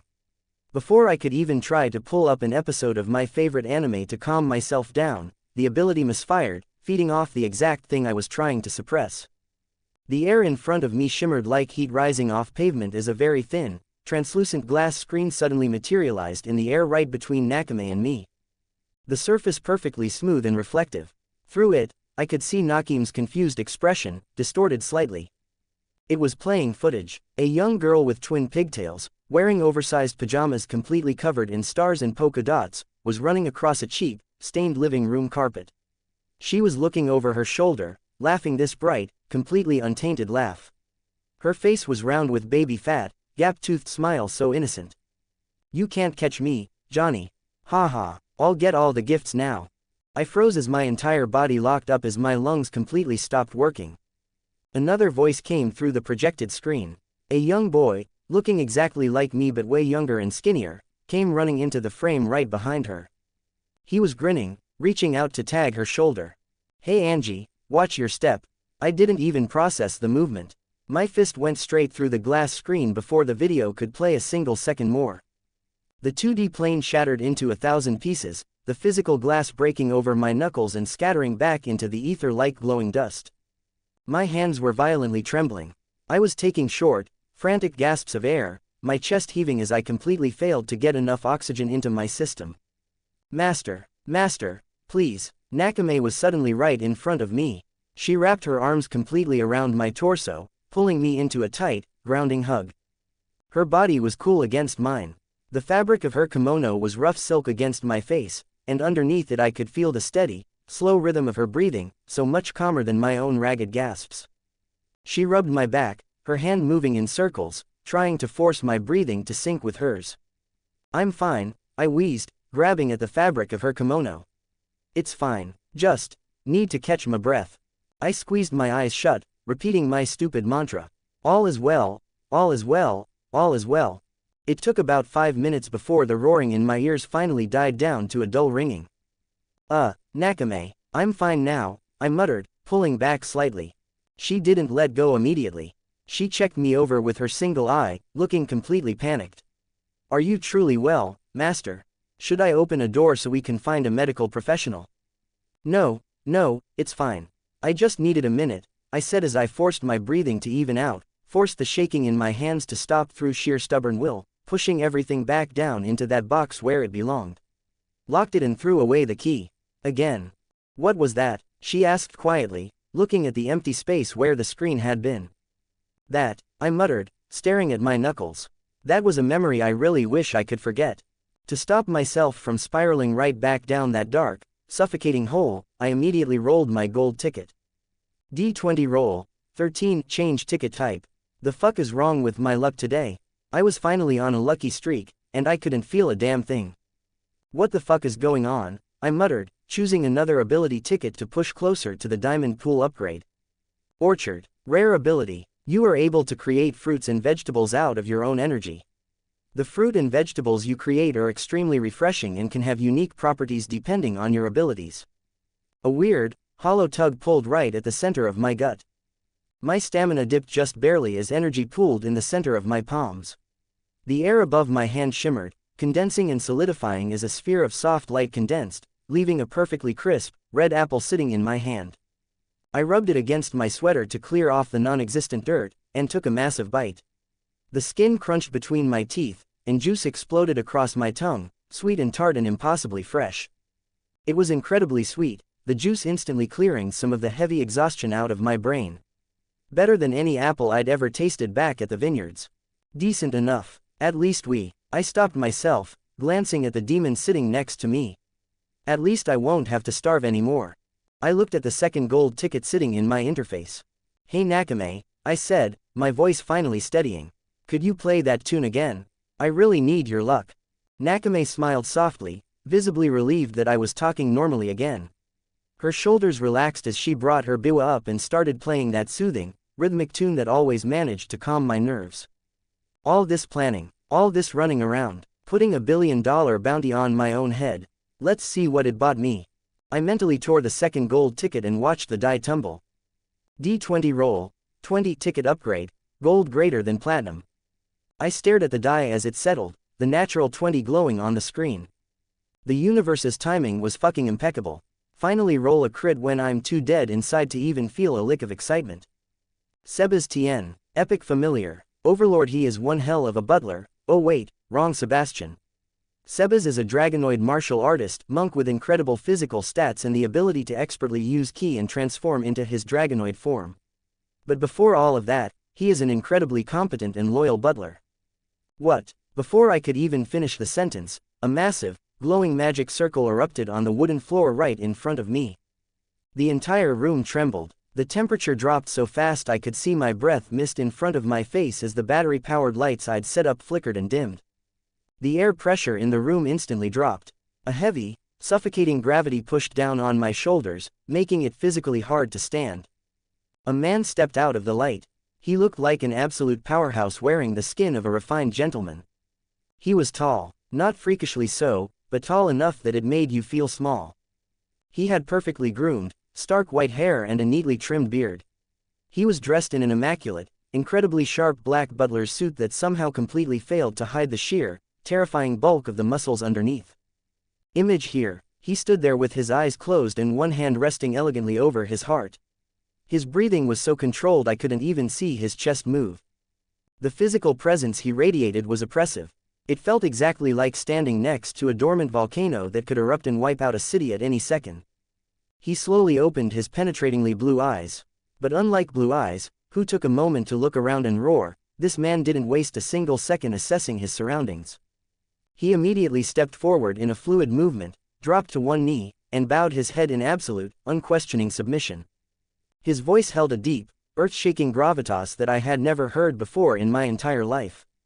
"I ask of you," Sebas said, his tone perfectly even, as the words carrying the weight of ritual behind them. "Art thou my master?" 57 comments 0 vote.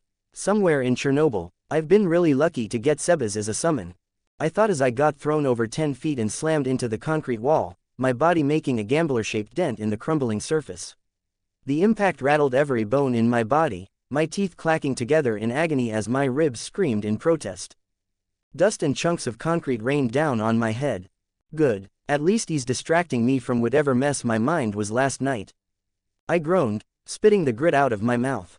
The concrete dust coated my tongue, mixing with the blood. I was just about to roll my remaining and prized diamond ticket when I heard footsteps. Calm and unhurried with the sound of expensive leather shoes on cracked pavement. I turned to see the old butler walking straight toward me. He had this visible aura of purple ki surrounding his entire body, acting like a perfect shield against the fatal levels of radiation lingering all around us in the dead zone of Chernobyl. "Master Kaisen." Sebas's voice was perfectly composed, not even slightly winded from beating the absolute dogshit out of me. "It has already been a full day. You need to master these movements. And don't forget, you are strictly forbidden from using that God's gift until I say so." I got up wobbly, blood trickling from my nose. It dripped onto my shirt, adding to the collection of stains from the last dozen times he'd made me bleed today. I reached down and grabbed a handful of dirt in my fist, annoyed as hell at him stopping me from scratching that damn itch. Thank God for iron nerves, not to mention my glowing one-trait force feeding my body with energy. Honestly, the ambient radiation from Chernobyl was the only thing keeping me going. The background radiation here registered at levels that would liquefy a normal human's DNA in hours. For me, it was like standing in a gentle warm breeze, acting like a constant, invisible stream of power that prevented me from just collapsing into a bruised, broken heap. "Dear Sebas," I said, spitting a wad of blood onto the cracked pavement. "Would you be a pal and remind me again why the hell you're throwing me around like a bitch on her third bottle of vodka? The previous night at the Infinity Castle, I ask of you, art thou my master?" Sebas's words carried the heavy weight of a sacred ritual behind them. His voice resonated, like an oath being sworn in a cathedral. After taking a moment to actually process the fact that I had just summoned the best butler of all time, Sebastian of the Great Tomb of Nazareth, I was honestly lost in the man's sheer grandeur and aura as everything about him screamed perfection. He stood there in a perfectly tailored suit. There wasn't a single wrinkle or speck of dust marring the fabric. His posture was immaculate, one fist resting on the ground and the other clasped neatly behind his back, his white hair slicked back with ritual practice. He looked like a man who could serve tea to royalty or completely shatter a man's spine with equal competence. I saw Nakame stop playing her biwa. She gave me an encouraging nod from her platform. Her single eye watched the exchange with curiosity. I took a deep breath and tried to give some bass to my voice, wanting to sound at least somewhat authoritative. My voice still cracked slightly. "Real smooth, John. Real intimidating. Yes, I, John Kaisen, am your new master.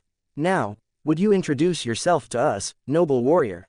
Sebas bowed his head, the movement incredibly fluid and practiced. "My name is Sebastian. I am at your service as your most loyal butler. Please, Master Kaisen, grant this humble servant your orders." I just looked at him, my mind running through everything I knew about Sebas's powers. He was a level 100 combat butler of the Dragonoid race. One of the Pleiades, overseers and Touch Me's personal creation. Key manipulation, expert hand-to-hand combat, superhuman strength and speed that could comfortably go toe-to-toe with high-level supernatural threats. He has exactly what I've been lacking. I remembered getting beaten black and blue by an already wounded, outnumbered Omni-Man.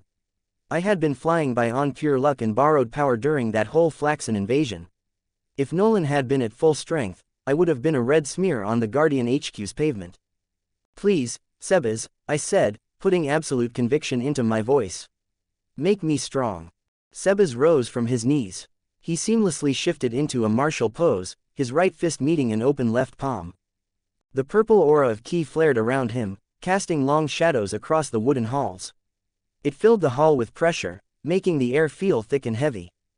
As you command, Master. Present. Yeah, I still don't get what any of that has to do with me getting bitch-slapped by you across a radioactive wasteland. Sebas came up to me, gently brushing the irradiated dirt off my shirt with practiced, polite movements. His touch was surprisingly gentle, almost fatherly, completely at odds with the violence he'd just inflicted on me. He even straightened my collar, which would have been touching if he hadn't just used my face to redecorate a concrete wall. Master, you have potential. The most potential I have ever seen, perhaps even greater than Lord Ains Ulgaun himself. His voice carried weight when he said that name, reverence and loyalty so deep it was almost religious. He paused, looking me dead in the eyes with a gaze that felt heavier than the concrete wall I just broke. But at the end of the day, it is just that. Potential, unrealized and wasted. I grunted, stepping back and taking a defensive pose, putting my arms up to guard my face. My form was shit. I knew it was shit the moment I put it on. Sebas stepped forward and clinically corrected me, tapping my elbows and bending my arms to adjust the angle into a perfect stance. His touch was gentle, but I could feel the coiled strength behind it. Yeah, I get the speech, I muttered. My jaw was still sore from the last love tap he'd given me. You don't gotta warn me twice about turning into a bum potential man. I'd rather die than face that kind of slander. But I can't reach my potential if you stop me from gaining more power. I think I saw an opening. I took a pot shot at him, violently throwing the handful of irradiated dirt right at his face. Taste my Modernera technique, pocket sand. I even did the rusty Shackleford voice and committed to the bit. Sebas disappeared. The next millisecond, he was at my side, his palm already moving. A kidney blow landed with point-precise movement. Thud. A loud boom echoed through the empty city as the air was forcefully expelled from my lungs. The world instantly inverted. Ground became sky and sky became ground. I was tumbling backward down the cracked asphalt, bouncing and skipping like a skipped stone. Each impact sent fresh jolts of agony through my already battered body. Oi, I wheezed, finally digging my heels in to stop myself, my boots leaving twin gouges in the pavement, taking a desperate moment to center my breathing. Just because the radiation fuels me doesn't mean you have free rein to actually try and kill me. Sebas appeared beside my lying body. There wasn't even a speck of dust on his suit. Meanwhile, I looked like I'd been used as a mop to clean the Chernobyl kitchen floor. Your biggest deficit is abundance, Master. His voice was measured yet firm. You have too much power. Too many opportunities to gain more power. Yet you neglect the physical and mental foundations required to wield it. You never hesitate to use your blessings as a crutch. He looked down at me with an expression that might have been disappointment in a less composed man. Power is truly wasted on the weak. I rolled over, coughing violently to get my breathing back in rhythm. Yeah, that still doesn't get to the point of me not being able to gamble, damn it. The whine in my voice was pathetic. I knew it was pathetic.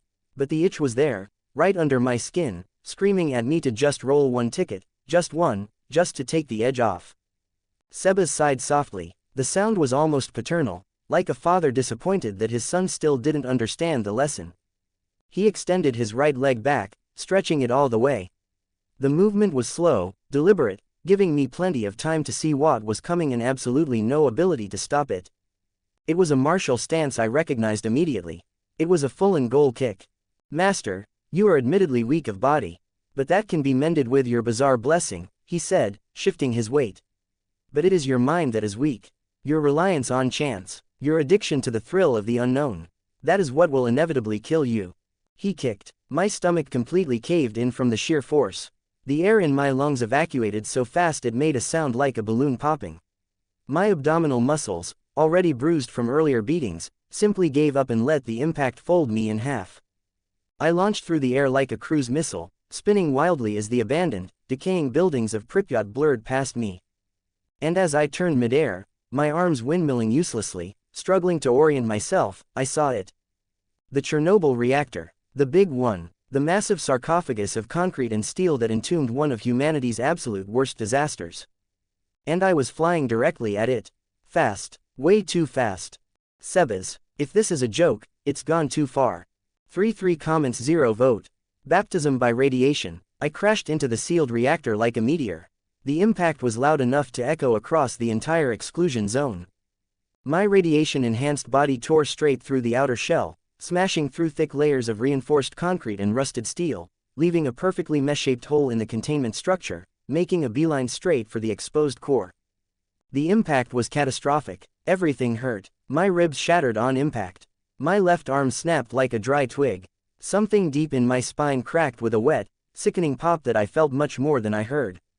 Blood instantly filled my mouth, hot and tasting heavily of copper, so much blood I couldn't breathe without choking on it. Master. Nakame's mental scream tore through my splitting head.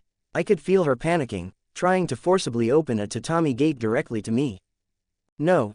No, don't, I managed to choke out through the blood.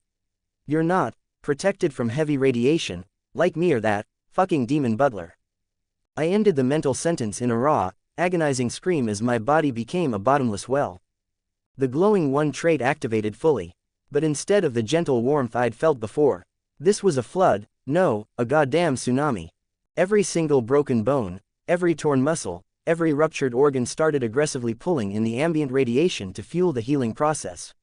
And I was sitting in the middle of the motherfucking elephant's foot itself, the failed nuclear reactor core. The ambient radiation levels here were completely off the charts. Over 10,000 rontgens per hour, more than enough to melt a normal human's DNA into soup in minutes. My body drank it in like a dying man in the desert. Cells that should have been dying were instead gorging themselves, mitochondria going into overdrive, and DNA that should have been shredding itself was instead being reinforced. After a few minutes of choking and gurgling on my own blood, I finally opened my eyes to see a literal torrent of green radiation forming around me in the darkness of the core. Wisps and heavy streams of sickly emerald light converged on my body from every single direction. I screamed at the top of my lungs. Ah, too much, it's too much, I can't handle all this energy. Heat, it was so much heat.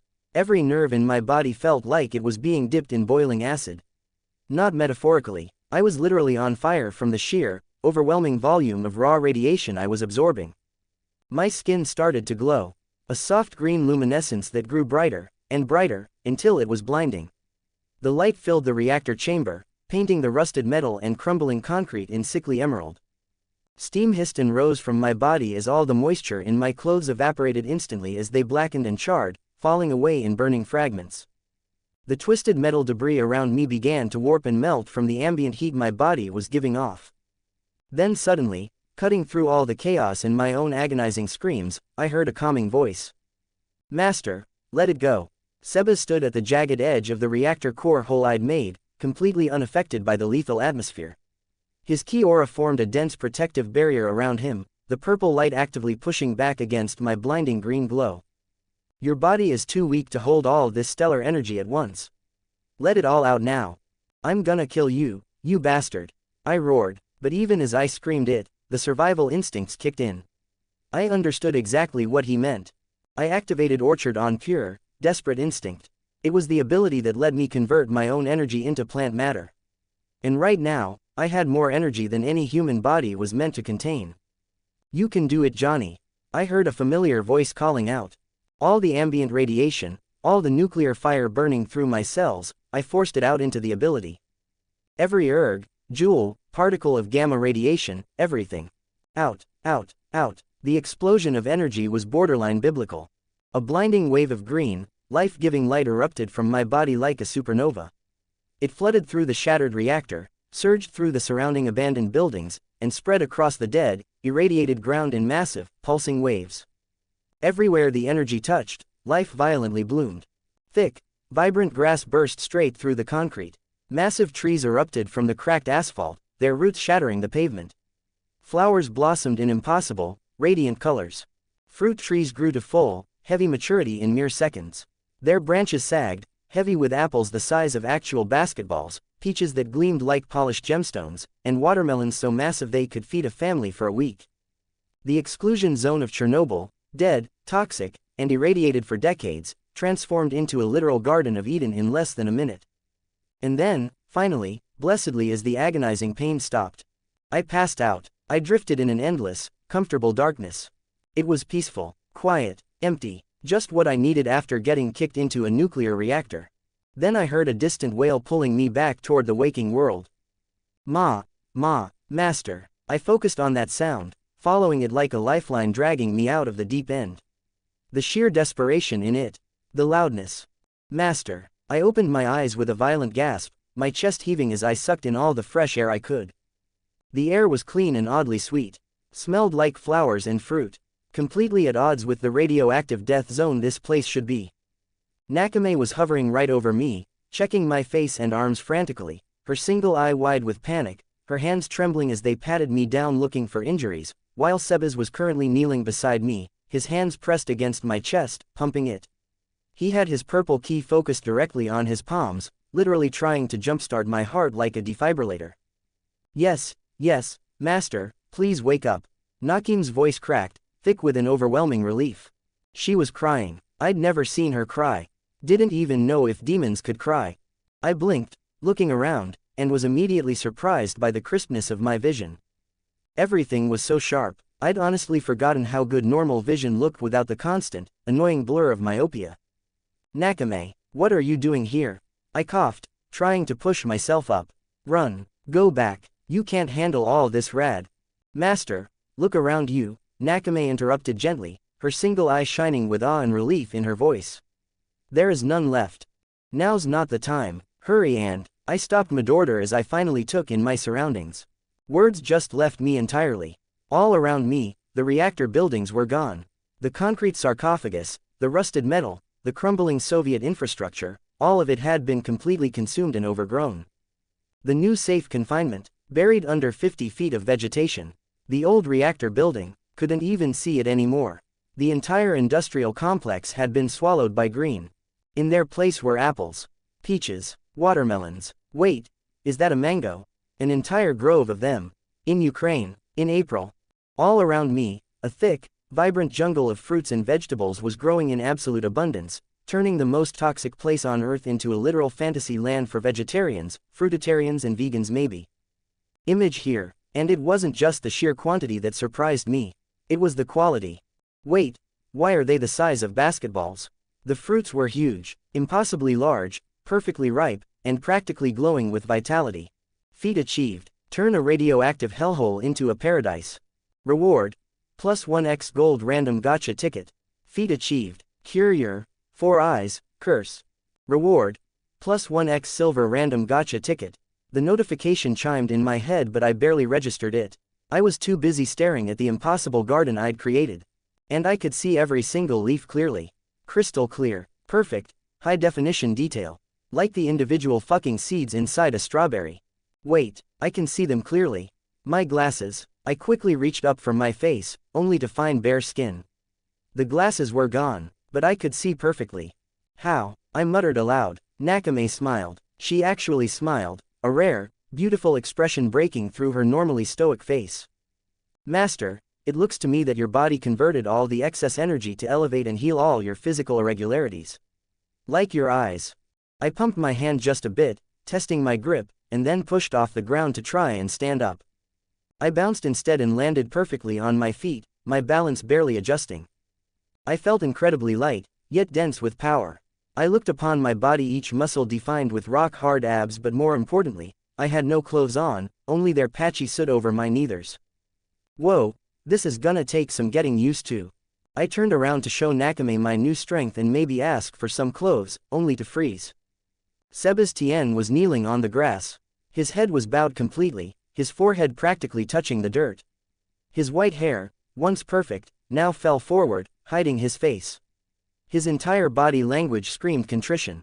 "Master," Sebas said, his voice heavy with solemn conviction. "I have committed the gravest sin of putting your life at extreme risk. Please, kill this traitor to bring justice to our bond." 40 comments 0 vote. A gourmet meal interrupted. Mer Twins POV. Life always found a way to beat a genius down. It was another boring night in the GDA detention center. Same sterile walls, same reinforced glass, same lack of intellectual stimulation. Admittedly, it wasn't the worst place I'd been locked up since they actually fed us enough to maintain our mass. I was currently bench pressing a solid steel beam they let me keep in here, trying to keep my massive physique somewhat active, when the monotone sound of combat boots echoed down the corridor. It was the usual routine. The guards were coming with dinner, sliding it through the specialized slot in our cells. A guard walked up to the reinforced glass of my cell. He racked his riot shotgun loudly. "Back up, freak," he yelled, his voice muffled by the thick barrier. I put down the steel beam with a heavy thud. I honestly didn't even have it in me to be angry about the interruption. My stomach gave a loud, hollow growl, completely overriding any sense of villainous pride. "Come on already," I grumbled, wiping sweat off my brow. "Don't leave a guy hanging. What's for dinner today? Better not be that nutrient paste crap again." "Well, consider yourself lucky today," the guard said. His voice dropped lower, sounding oddly friendly for a guy whose job was to shoot me if I sneezed too hard. "We're having chicken biryani." My eyes lit up. Real food, solid, heavily spiced, actual meat. I hadn't tasted anything with actual flavor since the Guardians busted our White House raid. "All right," I grinned. I knocked heavily on the shared wall connecting my cell to the adjacent one. "Hey, clone, looks like the night's finally looking up for us." "Who are you calling a clone, you cheap knockoff?" My twin roared back from the other side of the wall. "I have the original memories. You're the flawed copy." I just rolled my eyes. "Whatever helps you sleep at night, copy." "Ah, well, that little exchange ruined my mood slightly, but whatever." The guard slid the tray through the slot. The smell of spiced rice and roasted chicken hit my nostrils, and my mouth practically started watering. I grabbed the tray, sat down heavily on my reinforced cot, and picked up a massive, perfectly cooked drumstick. I raised it to my mouth, my tongue vibrating with anticipation. Weewoo, weewoo. Suddenly, the blinding red emergency lights flared to life. The deafening wail of the prison alarms blared through the cell block, making my sensitive ears ring. I froze, the drumstick hovering literally an inch from my lips. Did someone else break out? On biryani night, who could be such a tasteless asshole?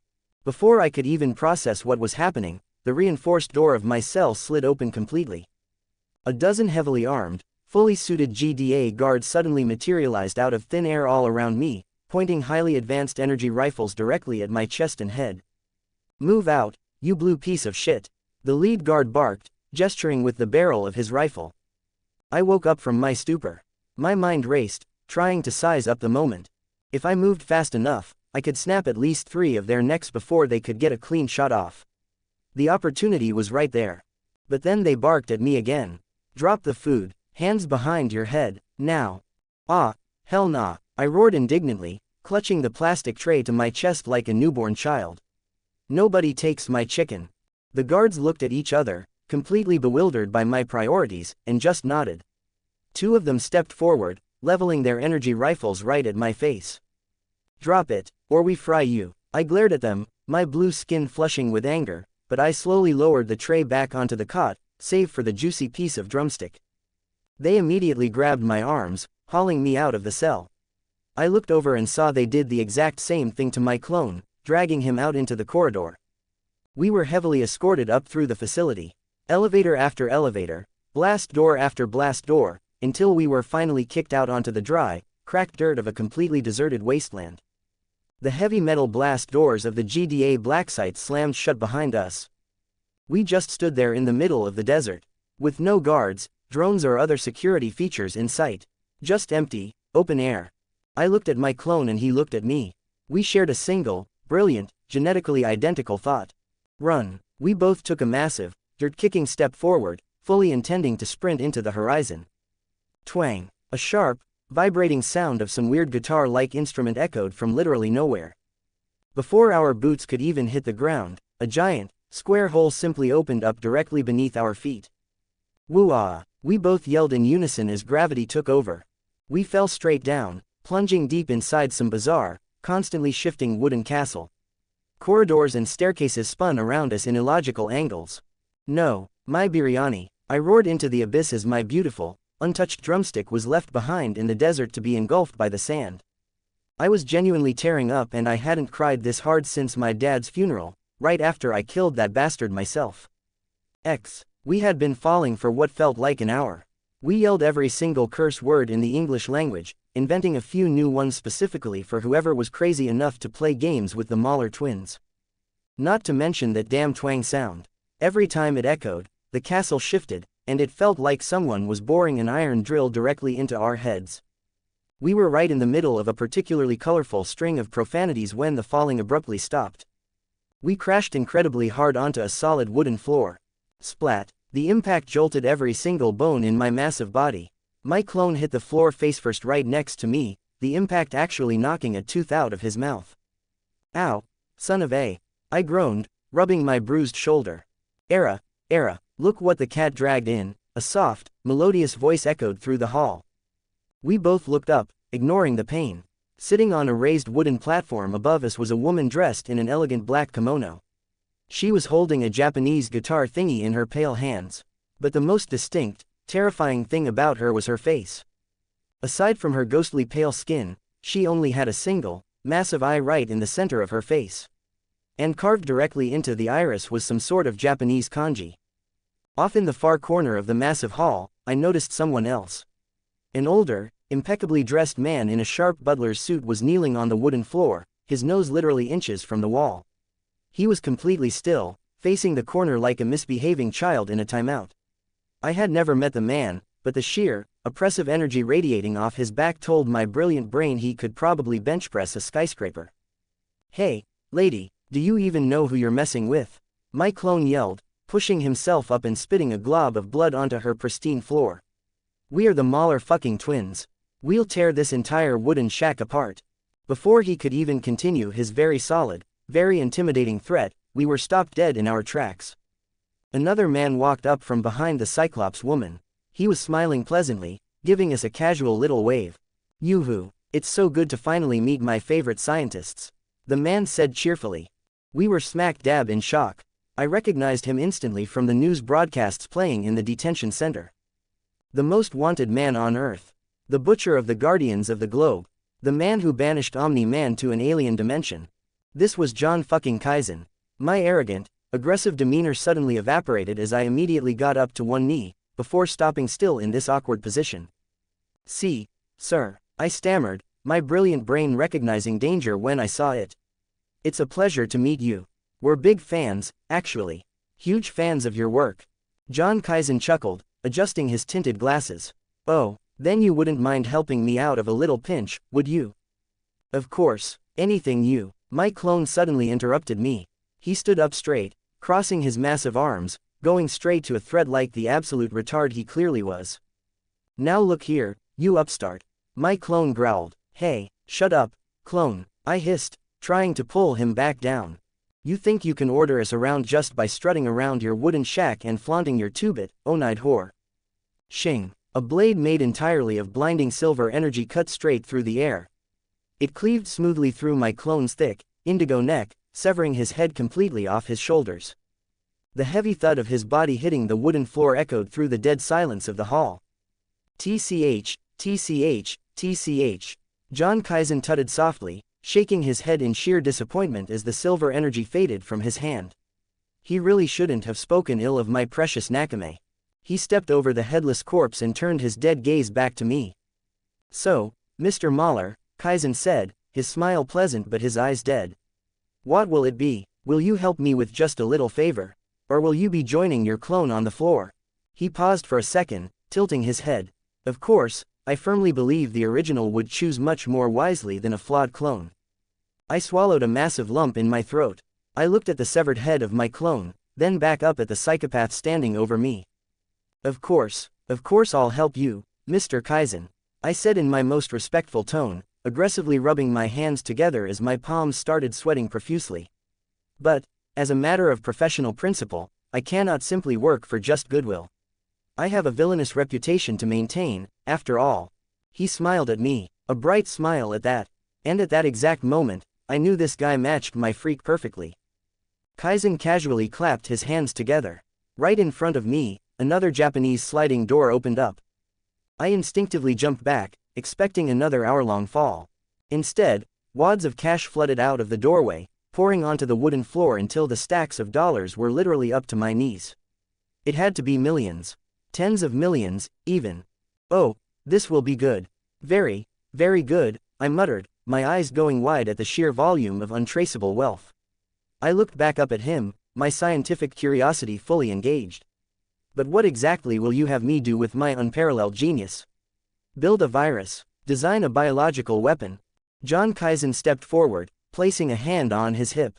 No, Mr. Mahler, I need your unparalleled genius to figure out how to organically grow, immortal, branded food for my dear Nakame here. The request completely shattered every single one of my high-level scientific expectations. I just stared at him, utterly dumbfounded. I looked up at the terrifying, one-eyed Cyclops demon sitting on the platform. She was actively blushing, partially covering her pale face with her black kimono sleeves in embarrassment. This guy, I thought, looking between the millions of dollars in cash, the severed head of my clone, the old powerhouse still kneeling in the timeout corner and the blushing demon. This guy's really are completely whacked out. 27 comments 0 vote. The weight of the world. Invincible POV. To say the last week has been hard would be an understatement. Actually, no, that's a fucking lie. Everything has been hard. It's been a waking nightmare. Mom has been incredibly depressed, and I can hear her crying in the kitchen late at night. She tries to keep her voice low so I won't hear, but with my hearing, I catch every single suppressed sob. Sometimes I hear her whisper Dad's name between the crying, and I have to press my pillow over my head to block it out. And why wouldn't she cry? Dad has been thrown out of the damn dimension. And worse, I was the one who let him get lost in that portal. At first, I tried to blame it all on that guy. John Kaisen. I can still hear my dad screaming his name with this raw, venomous hate right before he was sucked away. I've never heard my dad sound like that in my entire life, and just thinking about it still makes me shiver. And now, the deaths of the Guardians of the Globe have been announced publicly. Cecil himself came to our house to deliver the news. We already knew Immortal and Aquarius were dead, but they couldn't even save the rest of the Guardians. They all passed away from their injuries, not even making it out of their comas. A massive public funeral is going to be held in a few days, and we've been preparing to go as a substitute for Dad. As for me, I've just been keeping busy. Now that Dad and the Guardians are gone, the planet is left completely defenseless, and I needed to step up. Someone has to. If I keep moving, keep patrolling, keep fighting, then maybe I don't have to think about how badly I fucked everything up. I was flying over the city when my phone suddenly rang in my ear. I was about to disconnect the call and keep patrolling, but then I saw it was Eve calling. I hesitantly accepted the call. Hey, Eve, Mark, where the hell have you been? Her voice practically blew out my earpiece. You don't pick up my calls, you've missed classes, and I even visited your house and found out you've been on patrol for 20 straight hours. Wait a minute, I thought, my sleep-deprived brain finally catching up. Visited my house. Eve, how do you even know where I live? I asked, completely bewildered. I heard her let out a long, frustrated breath through the phone. Mark, you sit 2 rows behind me in trigonometry. I saw your face through your torn-up mask during the Flaxen invasion, and it wasn't hard to put 2 and 2 together. I saw you break down when your dad went into that portal. I'm not. She cut herself before continuing in a broken voice. I'm not just going to let a classmate work himself into an early grave. I just let out a heavy sigh, trying to defend my position. Listen, Eve, with Dad and the Guardians gone, I need to step up. Keeping this planet safe is his legacy, and I'm his son, I have to. But she cut me off before I could finish. You don't have to do anything. Cecil's been deploying more and more supers just to keep sudden riots from breaking out. Villains are trying to take advantage of the panic. I argued back, feeling the exhaustion deep in my bones. No, Mark, stop nurturing your guilt. You don't have to work alone. Her voice softened, and I heard her hold back a sob through the phone. You have your friends. You have me. I just sighed heavily, rubbing my eyes beneath my goggles. I knew she was right. I knew I was letting myself sink into a deep depression and using the patrols to numb it, but it's just, everything was so heavy. Eve, can we meet? I asked quietly. Yes, yes. Where are you? I was heading back home, but I think I really need to talk to someone right now. Alright, I'm sending you our location. After flying for about 10 or so minutes, I reached the coordinates she sent me. It was a massive, nondescript hangar. I descended through the open skylight, surprised to see the team's flying cycle parked in the corner. Mark, you're here. I turned around, only to see Eve in her full costume. The pink of her suit was almost painfully bright this close. She was walking at a rushed pace and hugging me with enough force to push the air right out of my lungs. Hey Eve, I muttered, not really knowing what to say as the rest of the team walked over to us. Eve finally let go of me so she could introduce me to the rest of the team properly. Duplicate came over and hugged me as well, telling me to be strong. Rexplode walked up next, and honestly, I was half expecting him to be a massive jerk about the whole thing. But he just tapped my shoulder, saying, I don't do well with the mushy stuff, man. Robot stood a few feet back. Greetings, Invincible, he said in his usual monotone voice. I honestly didn't know what to say to these guys. Hey guys, it's good to see you again. There was an awkward silence for a few moments as we all just stood there in the hangar. Ah, man, Rex groaned, breaking the quiet. I don't like this awkward vibe going on. It sucks. Kate immediately gave him a hard elbow to the ribs and mouthed at him to be quiet. Rex just looked at her and asked, what? I actually laughed a bit seeing their banter. It felt somewhat normal. Eve nudged me to follow them as they made their way to their resting pad. It was way less of a relaxing space and more of a monitoring room, a gym, and a kitchen all crammed together in a messy hall. It looked exactly like what it was, a bunch of teenagers trying to play soldiers.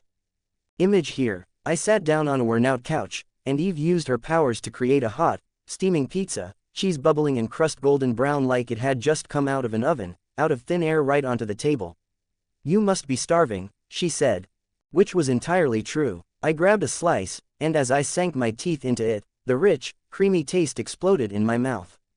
The cheese stretched as I pulled the slice away. I still don't understand how your power works, I mumbled through a mouthful of cheese, but remind me to get you catering orders later. Oh no, I heard the rest of the team make a collective groaning sound. Rex just facepalmed himself. Dude, why you gotta say that? Now she's gone. He stopped mid-sentence when he saw Eve glaring daggers at him. I mean, my awesome girlfriend will now explain it to you. Girlfriend, I thought, a bit surprised. I didn't know they were actually together. Eve started explaining to me about her subatomic manipulation powers, her hands gesturing excitedly as she broke down how she could rearrange matter at the molecular level, about mass energy equivalence and quantum states, but honestly, after about 10 minutes, I completely tuned out.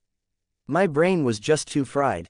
Instead, I saw Robot and Kate walking over to the giant monitors, discussing some case.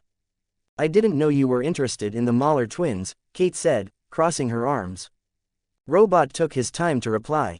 I was following an investigation regarding their involvement and planned to question them. But it seems the GDA has transferred them to an undisclosed black site prison. He sounded pissed off, his robotic monotone dropping for a split second. Things just got more complicated, that's all. Wonder what prison those blue twins were sent to, I thought. It made sense, though. With the Guardians gone, Cecil was probably locking up every heavy-hitter villain he could find before they could cause trouble. My thoughts were interrupted by a very long, drawn-out groan from Rex. Gienjna, Eve, I know you'll put me in the doghouse for this, but give it a rest already. Let the poor man rest, that's why you called him here, didn't you? He pointed right at me. No, please, it's fine, I tried to say, but I saw her angry eyes shift to me and I just blurted out, I tuned out after the first few minutes anyway.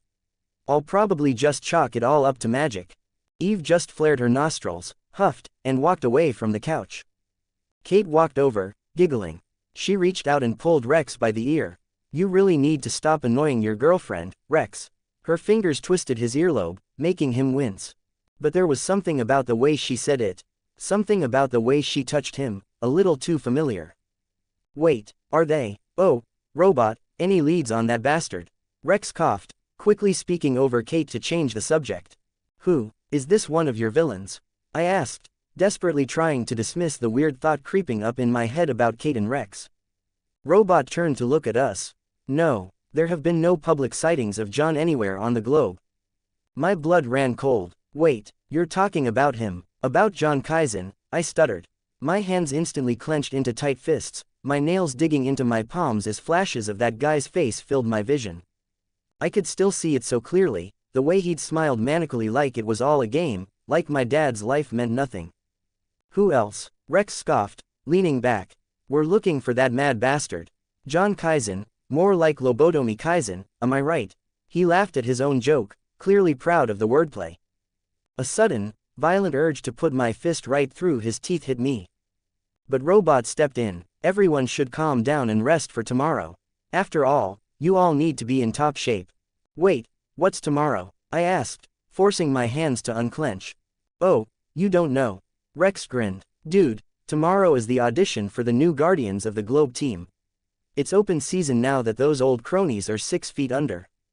Before he could even finish that incredibly insensitive sentence, a glowing pink gag materialized right over his mouth.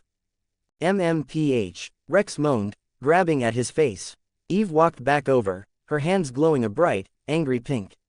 Rex, you really need to learn some control over your broken mouth. She then turned to me, her expression softening completely. I'm sorry, Invincible, he doesn't really mean to be like that. I just huffed some air, looking down at the floor. I knew it was time to go back home, lest I actually punch that guy and start a fight I didn't want to finish. Robot looked at me. Can we expect you there tomorrow, Invincible?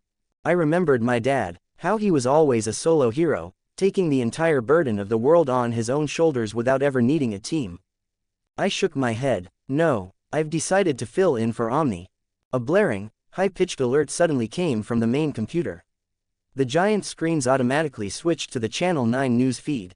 Omni-Man is back, the anchor announced, her voice breathless and frantic. She looked like she was about to cry, relief and shock warring on her face. I repeat, Omni-Man has made his way back home. The video feed showed a red portal, exactly like the flaxen ones, ripping open in the middle of a city street for just a moment, before a shadow stumbled out with a shockwave strong enough to crack the buildings around it and the portal snapped shut a second later. The shadow paused, looking around wildly. His iconic white and red suit was in absolute tatters, the chest and back torn open, and his cape was entirely missing. His eyes were blood-red and feral. His hair and beard had grown all the way down to his shoulders, making him look like a traumatized wild animal. But I recognized him the absolute instant my eyes landed on him. Dad, Rexplode, still fighting against the gag, managed to force out a completely bewildered squawk. Wait, Omni-Man is your dad, 43 comments 0 vote. Rest in peace. Washington, D.C. The sheer, suffocating weight of global grief had brought the capital of the free world to a dead halt. Outside the White House Memorial Garden, the public funeral for the Guardians of the Globe was underway. People had come in droves, filling the designated seats, the bleachers, and the sprawling lawns. Traffic was gridlocked across the entire district as millions flocked from all over the world just to witness the last rites of their fallen heroes. Image here. News helicopters circled overhead, their rotors adding to the noise. Every major network was broadcasting live. This was a global event after all. Up on the podium, Black Samson stood before the microphones. He looked older today, his broad shoulders weighed down by the loss of his team and the bitter reality of his lost powers. With Omni-Man still under watch in a highly classified GDA medbay, his feral, battered body still recovering from whatever hellish dimension John Kaisen had blasted him into, Samson was the last remaining bridge to the old guard. I have fought the unimaginable, Samson's voice boomed over the speakers, thick with raw emotion. I have faced monsters, and gods, and disasters. I've bled on every continent. I've lost friends I'll never forget. His voice cracked on the word, friends, and he had to pause, composing himself. But whenever the sky grew dark, I always knew I was not alone. He looked out at the weeping crowd, his jaw tightening. We have lost our greatest protectors today. But do not let despair take root. New heroes will rise to defend you. Even in your darkest moments of doubt and fear, have faith. Look to the sky, because they're still up there watching. And they expect us to be better. He activated his suit's jet propulsors and flew away. The private funeral. Mark Grayson's POV. My head was pounding. My eyes fluttered, squinting against the harsh rain pouring and bouncing off the polished marble headstones. The downpour was so heavy I could barely see 10 feet in front of me. Water ran into my eyes, down my neck, soaking through my black suit until the fabric stuck to my skin uncomfortably. I had to lift a hand to shield my face. Even through the rain, one thing was clear: this sucked. Everything about this sucked. Do we seriously have to go through a whole funeral again? I whispered, looking down at the pristine, empty plots of earth. Eve stood next to me, dressed in black, her arms crossed tight over her chest. The poor girl was shivering. "These are just ceremonial, Mark," she muttered quietly. Cecil ordered the actual bodies to be buried at a classified black site. He didn't want crazed fans or supervillains digging them up for souvenirs later. I felt my stomach twist at the thought. That made a horrible kind of sense in our line of work. Up front, Cecil Steedman was giving the eulogy. His coat was soaked through, but he stood there anyway, rigid and formal, like the rain was the last thing on his mind. He didn't look like a spymaster today, he just looked like a tired, broken old man. "These men and women weren't just heroes," Cecil said, his voice unusually raspy. "They were my friends and colleagues who faced the worst and best together. I recruited most of them personally, watched them grow into the legends the world knew, and I failed to protect them when it mattered most." His hand clenched at his side as he kept his eyes on the muddy ground. "At the very least, they have earned the right to rest together." Suddenly, a guttural sob shattered the quiet atmosphere. Olga, Red Rush's wife, threw herself onto the fresh dirt of his empty grave. Her knees hit the mud with a wet splat as the black dress was instantly filthy with wet, sticky mud. It was the agonizing sound of heartbreak that made my breath catch in my throat. "Joseph is finally standing still, and I still can't see him." Her accent was thick, the words barely comprehensible through the sobbing. She couldn't even see his body, just weeping over an empty box. Mom immediately rushed forward, dropping to her knees in the dirt to wrap her arms around Olga, holding the crying woman as she shook. Mom's own dress was ruined now too, mud staining the fabric, but she didn't care. She just held Olga, rocking her gently, whispering things I couldn't hear over the rain. "Mark, are you all right?" Eve asked gently, her hand clamping tight on my shoulder. I looked at Olga crying in the dirt, and a wave of intense, sickening guilt washed over me. "I don't know how to feel, Eve," I confessed, my voice cracking. That could have been my mom burying my dad today." The words tasted like admitting something shameful. Because it was true. Dad had been there, he fought alongside them against Kaisen. And he'd survived when they hadn't. Part of me, the selfish, horrible part, was grateful. I squeezed my eyes shut as I felt a shameful, heavy knot of relief in my gut. My dad was alive, he was injured, traumatized and looked like a feral caveman, but he had come back. I was so incredibly relieved, but standing here in front of these graves, it felt wrong to be happy. Desperate to change the subject before I broke down, I cleared my throat. "So, are you not going to the new Guardians tryouts?" Eve looked away, rubbing her arm. "No, Rex and we've been having problems with boundaries lately. He accused me of having feelings for you." She said it fast, like ripping off a band-aid. "We need some time apart, and trying out for the same team right now is a terrible idea." My brain short-circuited. Wait, what? Feelings for? I mean, do you? The words tumbled out before I could stop them. "Smooth, Mark, real smooth." Eve's face went red. "That's not the point. The point is he's being a jealous asshole and I don't have to explain myself to him. Oh, are you right now, okay?" She crossed her arms tighter, looking away. "Can we just not talk about this? Please?" I just nodded quickly, choosing to remain quiet because I honestly did not have the mental energy to unpack whatever the hell that confession meant or deal with the weird flutter in my chest. Cecil Steedman's POV. My good eye was throbbing with a migraine that hadn't faded since John Kaisen dropped a mountain of bullshit on my desk after the Chernobyl incident. A paradise for fruitarians, as he likes to call it. I'd doubled my painkiller dose and it hadn't even touched it. I scanned the crowd of grieving families and immediately spotted a problem. Damien Darkblood was standing way too close to Debbie Grayson, his trench coat blowing in the wind despite the heavy shower. Image here. I marched right over and put myself between them. "Darkblood," I snapped, "this ceremony is private." The demon detective turned his red face toward me, looking down and grumbling. "I never invited Cecil," he growled. "Yet show up, here to discover clues, to catch real killer. This isn't a damn crime scene, demon, it's a funeral," I hissed. keeping my voice low enough that Debbie wouldn't hear. The last thing she needed was to know we were discussing her husband as a suspect. Let the woman rest. She needs it after what her family just went through. I know you just don't want to go back to whatever fiery hole you call home. Besides, we already identified the killer. You'd know if you ever figured out how to turn on the fucking TV. Darkblood narrowed his eyes. Kaisen past record nothing. He saved city from invasion. The character, it does not fit. Why attack Omni-Man? He pulled out a small notepad, flipping through pages covered in his chicken scratch handwriting. John Kaisen. Name strange. Very strange. Debbie looked up, her eyes puffy from consoling Olga. Are you insinuating something? I not understand how to lie like humans. Darkblood deflected smoothly, tipping his fedora before melting back into the shadows. After assuring Debbie everything was all right, I rubbed my temples dialing a secure line. Make sure the demon is far away from Nolan. And I mean far. I couldn't let that infernal find out the truth. Not yet, not until I had a way to actually kill a Viltrumit. I turned only to find the thing I was looking for. Robot was standing near the tree line, observing everything with his mechanical eyes. Creepy. Robot, I said as I closed the distance between us. The ground squelched beneath my shoes and socks were soaked through. I was getting too old for this. You run a mean superhero team. Thank you, Director. Robot's mechanical voice hummed in a flatter note than Donald.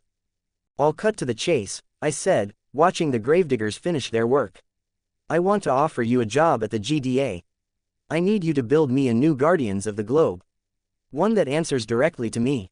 There was a brief pause before Robot answered. Would Omni-Man not be the logical choice to lead? I scoffed bitterly. After a decade of trying to make him an official Guardian, he still refuses to take my orders. And after what he just went through in that dimension, the man needs a severe psychological evaluation, not a leadership role. I see, Robot replied. His mechanical eyes whirred, focusing and refocusing like a camera adjusting. I will accept, however, in return, I require the current whereabouts of the Mer Twins. My eye twitched. Of course, he wanted them. Everyone wanted something from me. The Maulers were a hot commodity, apparently. Why does everybody suddenly want those blue bastards? They're off the board, Robot. I handed them over to another party as part of a highly classified GDA deal. Robot hummed in what sounded like distinct mechanical disappointment. Understood. I will begin the tryouts immediately. Before he could fly away, I grabbed his chassis and held him there. Robot, you're smart. Smarter than anyone on this planet, probably. So I'm going to be straight with you. I leaned in close, making sure my words carried weight. The world just lost its greatest defenders. People are scared and villains are getting bold. We need a team operational yesterday. I'm giving you carte blanche to recruit whoever you need, train them however you want, and run the team however you see fit. But in exchange, I tightened my grip on the metal. You answer to me, not the president or UN. Me. Are we clear? Robot's eyes flickered. Crystal, Director. I let him go and watch him fly off into the rain. Now what to do about that key? Kaizen's latest stunt. 39 comments 0 vote. The tryout are here. Guardians of the Globe tryouts. Rexplodes Pav. My heart was bruised, and honestly, my body wasn't doing much better. My ego was pretty fucked too. Eve had dumped me. Well, not officially dumped. But the whole, I need space, thing was basically the same, right? And the accusation. The look on her face when I'd said she had feelings for Mark. Like I'd slapped her. Maybe I had been out of line. Maybe I was just a jealous asshole. Maybe I was projecting. Nope, not thinking about that. Focus on the tryouts. We were gathered in one of the massive underground training arenas at the Pentagon. Robot was hovering near the center, observing the massive line of D-list and C-list heroes who had shown up to try and claim a spot on the new Guardians roster. Now I admit some of them looked promising. But most of them looked like they bought their costumes on Amazon and called it a day. Thank you all for showing up to these tryouts, Robot announced, his voice echoing off the reinforced concrete. I looked around. Eve wasn't here, neither was Invincible. I did have something to worry after all. But what was here made me question if someone had slipped hallucinogens into my morning coffee. Standing right in the middle of the anxious heroes was a guy split perfectly diagonally in metallic silver and bright blue. He had no face or mouth, just a smooth, featureless surface where a head should be, and was wearing a massive, glowing Pepsi logo right on his chest. He was just walking around calmly, pushing a grocery cart full of sodas, the wheels squeaking against the reinforced floor, holding out cans to terrified vigilantes. Pepsi? He asked in a cheerful corporate voice. The kind used in commercials. Okay, seriously, what the hell is the walking vending machine doing here? I laughed, pointing at him. Did corporate sponsorship buy a slot on the team? Are we gonna have to wear Prime logos on our suits? Is this what we've come to? Wham! Duplicate drove her knee directly into my chest, knocking the wind out of me. Shut up, Rex, she hissed, glancing nervously around. Robot turned to us, his eyes focusing on me. Director Cecil personally recommended Pepsi Man for these tryouts due to his unique circumstances and highly classified origins. Well, that answered nothing and raised a dozen new questions. But fine, mystery mascot it was. Then the sparring started. It was mostly pathetic, right until Pepsi Man was matched up against some bruiser calling himself Two-Punch Man. Image here. Two-Punch Man cracked his knuckles, the sound echoing like gunshots, charged forward, and swung a massive, glowing fist right at the mascot's head. The air displaced around his punch, creating a visible shockwave. Pepsi Man didn't even adopt a fighting stance. He just tilted his faceless head, unhinged his arm at lightning speed, extending like it was on a hydraulic piston, moving faster than my eyes could track, and forcefully jammed an ice-cold, frozen can of Pepsi directly into the guy's mouth. Crack. The sound was wet, crunchy and absolutely disgusting. Two-Punch Man's jaw literally hit the floor as he collapsed to the ground, gagging on carbonated sugar, aluminum, and bone fragments.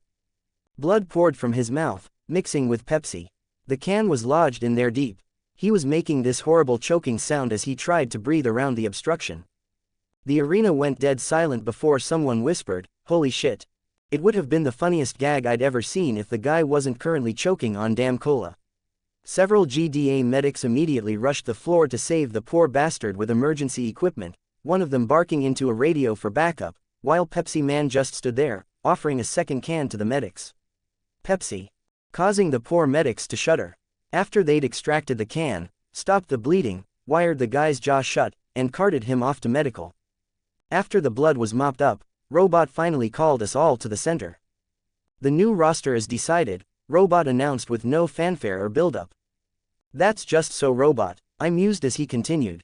I will be joining, alongside Rexplode, Duplicate, Pepsi Man, Black Samson, Shrinking Ray, and Monster Girl.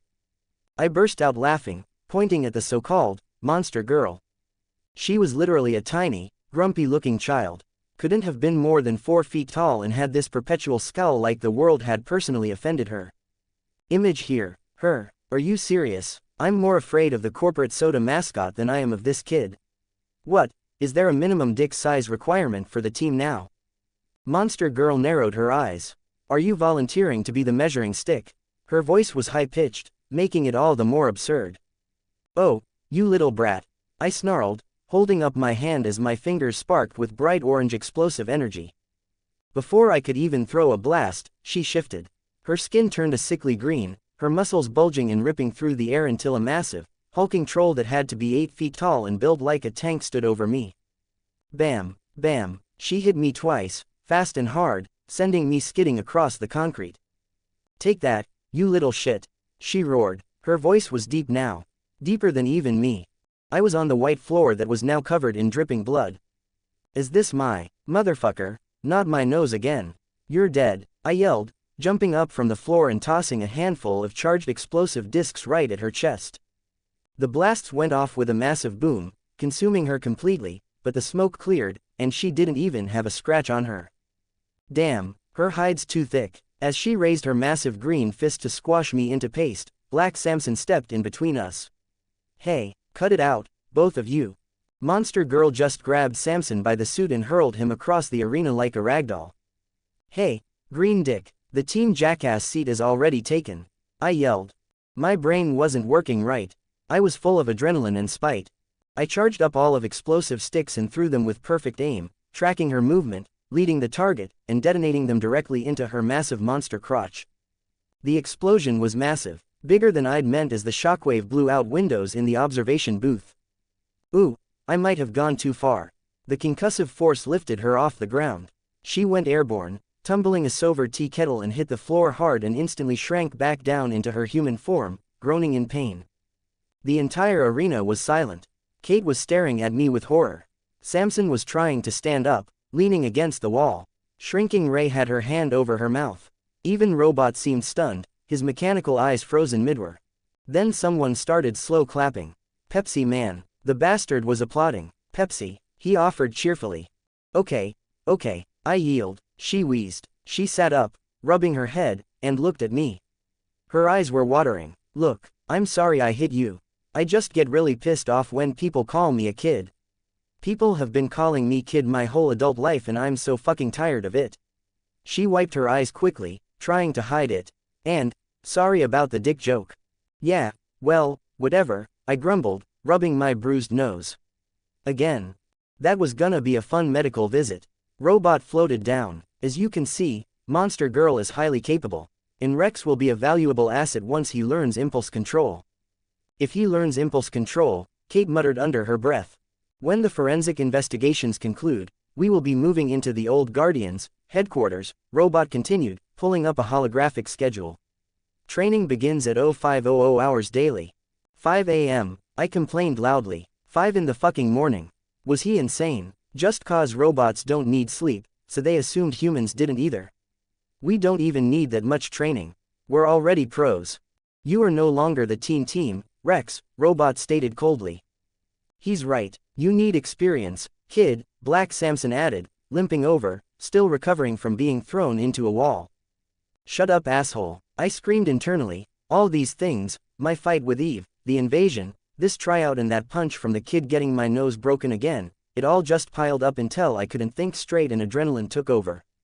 Oh, rich coming from the guy who lost his powers, I sneered, my bruised ego talking faster than my brain. The words were out before I could stop them. If you weren't a baseline human now, maybe you could have actually helped the past Guardians on their last day. I saw his face change. Too late to take it back now. Samson's face darkened first, then fury took over. Watch your damn mouth, boy. He turned his glare to Robot. And as for you, this team needs a real leader.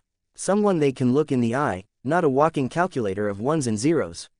Someone who understands what it means to bleed, to sacrifice, to lose. His voice was getting louder, the bitterness pouring out. I should be calling the shots. Why, I mocked. Apparently I couldn't shut the fuck up when I was on a roll, so you can aggressively do paperwork at the villains. Bore them to death with stories about the good old days when you were actually useful. Why are we even putting up with this powerless boomer? What am I even saying? Shut up please. Because a team requires actual teamwork, Shrinking Ray finally piped up, glaring at me. And from where I'm standing, you're the weakest link. Indeed, Robot agreed. Dismissed. Everyone started filtering out of the arena. Samson walked past Robot, sarcastically clapping the metal chassis. The sound rang out, metallic.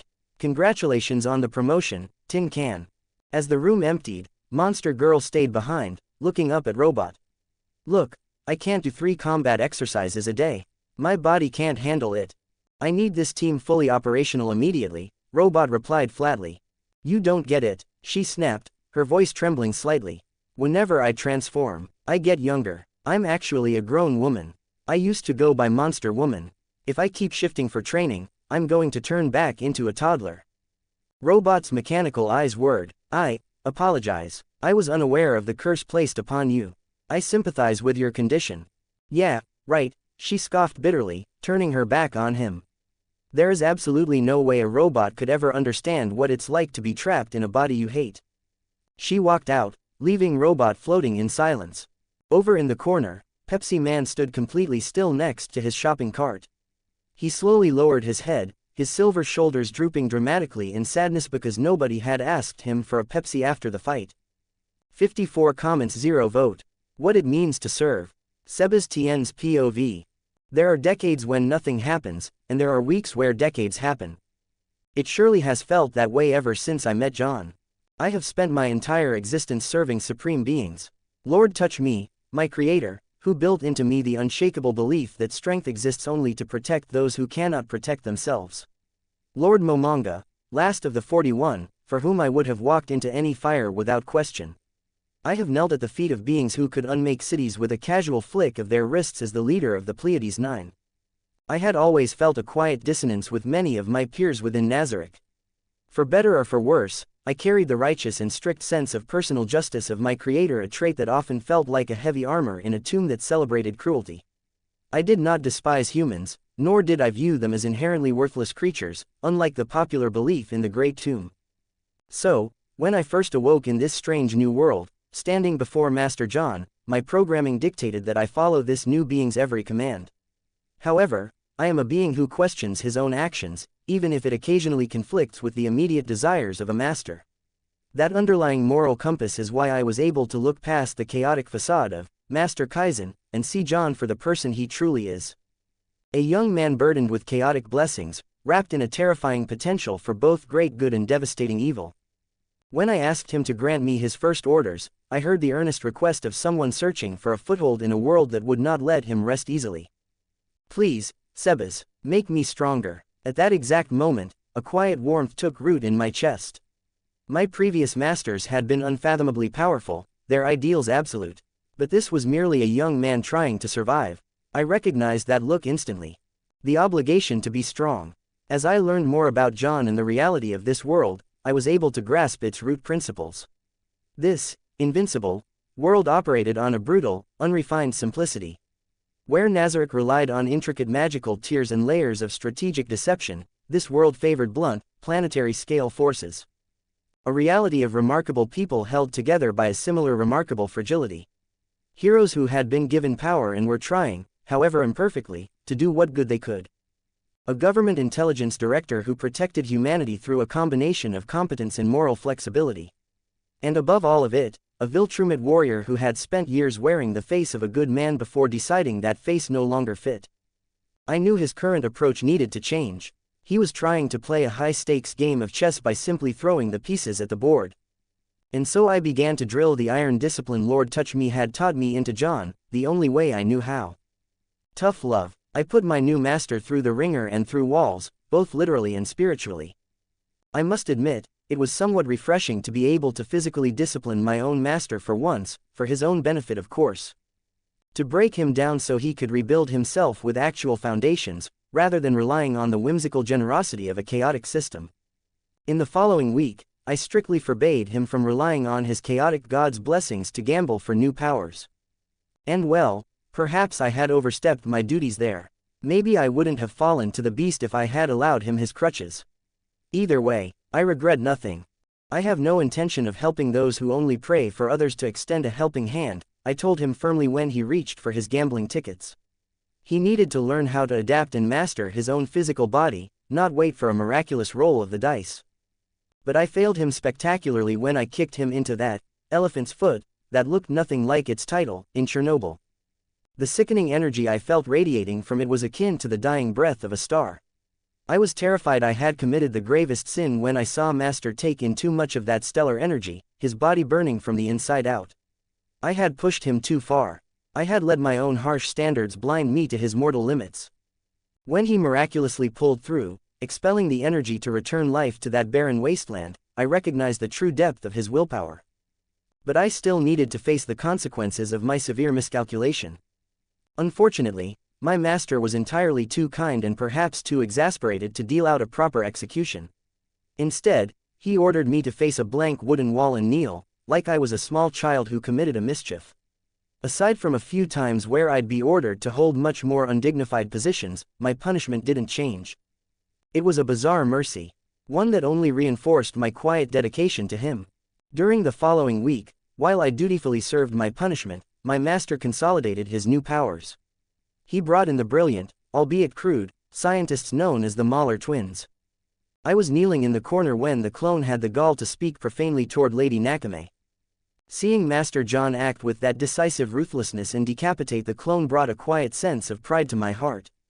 True strength of character is a different measure entirely. John was finally beginning to understand the weight of leadership. He was drawing lines in the sand, protecting what was his. Speaking of Lady Nakame, she and I had quickly formed a quiet kinship. Both of us had spent our existences serving terrifying demon lords, and now we found ourselves serving a mortal teenager. Fate works in interesting ways indeed. She was fiercely loyal, but deeply unsure of herself, particularly regarding her appearance. Having been a resident of Nazarick, I found her single-eyed to be entirely mundane, but she constantly agonized over what Master thought of her. But hidden just beneath her gentle innocence was a deep, festering sorrow. One quiet evening, she confided her story to me. She was quiet for a moment, her fingers resting lightly on the strings of her biwa. Then she told me, in the careful and slightly formal way she approached things that cost her something to say, about her husband. The money that disappeared, the dress, the night she had lost the thread of who she was trying to be and had not found it again for a very long time. I listened without interrupting. When she finished, she looked at her hands. "I do not want to watch it again," she said, "even if the circumstances are not the same. Even if Master John's situation is different." When the tears finally spilled from her beautiful eye, I reached into my coat and offered her my handkerchief. A handkerchief that cannot be used is a sad one indeed, especially one that cannot even wipe away a person's tears, I murmured gently as she took it.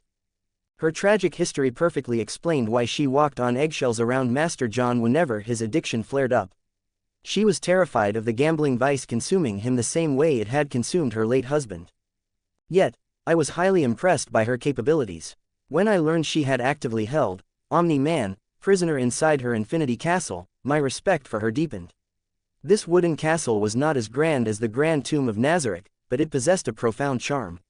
Especially when Master John ordered the surviving Mahler to construct a beautiful, modern room for her according to her exact tastes. And when I learned that Master had completely refused to sacrifice Lady Nakame's life to permanently deal with his accursed mortal enemy, a genuine smile touched my lips. He possessed a terrifying capacity for ruthlessness, yes, but he also possessed loyalty. A rare and precious commodity.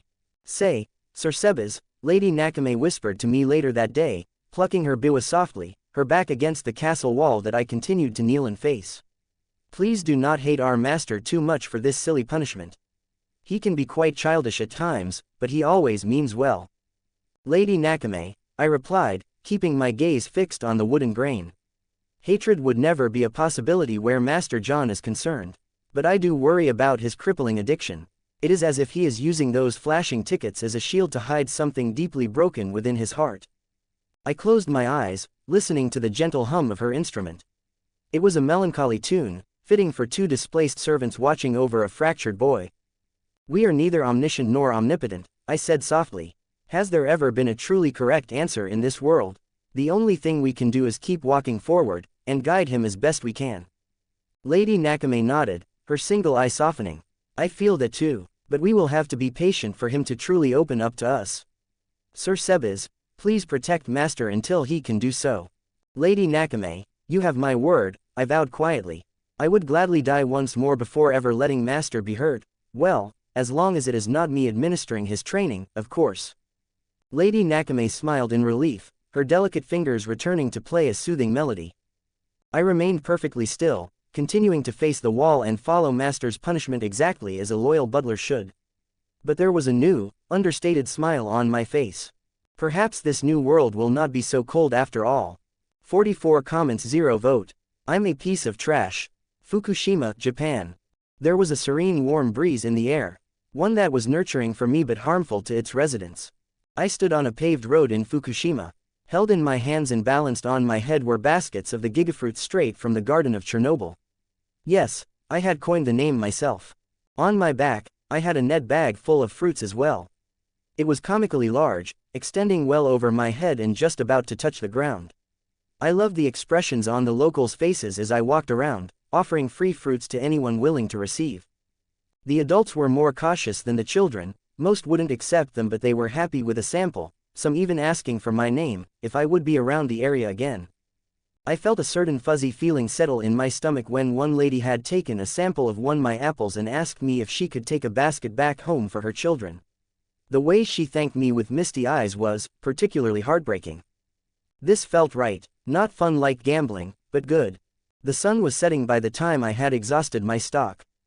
A group of children walking home from the park had stopped in front of me, giggling at the massive fruits. Their clothes were scuffed and dirty from playing.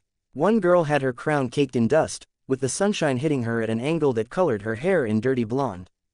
In a flash, I plunged back to better times. Angie, that angel, I could see her silhouette superimposed on the girl's frame. I had to hold back a grimace. Most of the children were giggling, bouncing on their heels and speaking in rapid-fire Japanese I was wholly unable to follow. But not all of them.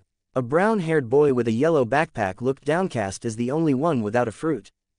I produced another massive, perfectly ripe mango from thin air and handed it to him. The kid's eyes went wide as saucers, his small hands barely able to hold the fruit that was the size of his head. The group of them wowed in amazement. I could see stars in their eyes. Their adorable innocence rolling off in waves. My mouth ached from smiling so much. "I know I'm giving you these fruits to eat," I said in horribly broken Japanese, mentally relying on Nakame's rough translations and her laughing at my awful pronunciation, "but please, don't take food from strangers." "Sayonara, Oni," they yelled in unison. Their voices overlapped, creating this chaotic harmony of childhood joy. Ta-ta, as the kids waved and ran off down the street, their backpacks bouncing with each step, their laughter fading into the distance, I let out a long, shuddering sigh of peace. The Fukushima reactor was kilometers away, sitting in a secluded, dead sector. The exclusion zone stretched out beyond the city limits, marked by warning signs and abandoned checkpoints, a monument to nature's cruel indifference. But the ambient radiation lingering in the air, I could feel it in my bones, in my blood, in every cell of my body. The invisible particles cascading through the atmosphere, drawn to me like iron filings to a magnet. Man, is this what it feels like to be super? It was dizzying, but God help me, it felt amazing. It was a buzzing, electric high that made my skin tingle and my exhaustion evaporate. Honestly, I hate to say it, but the radiation was incredibly yummy. It felt a lot like doing hard drugs but safer. "Master, don't you think this punishment is a bit ridiculous?" Nakame's voice echoed in my head, transmitting directly from the Infinity Castle. Back in the main hall, Sebas was currently being forced to hold the Murga position. For the uninitiated, that meant he was squatting on the wooden floor, his back hunched forward, his arms weaving behind his knees to hold his ears. It looked absolutely ridiculous, deeply undignified and precisely the point. The most dignified, terrifying dragonoid butler in existence, currently subjected to an Asian high school detention punishment. "If you're so angry, just kill him like he demanded," she added. "No, it's completely justified," I sent back, a sudden burst of annoyance spiking through our connection. "And he's a decent enough summon. I can't just waste him and let my anger take over." All the while I was talking to Nakame, I was running at super speed toward the failed reactor, using my impulse ability to match my kinetic vision to the blur of the scenery. The world streaked past in bands of color. Trees, buildings, street signs, all blending together into impressionist paintings. I finally stopped at the boundary of the reactor content with the rate at which the radiation was rising to me.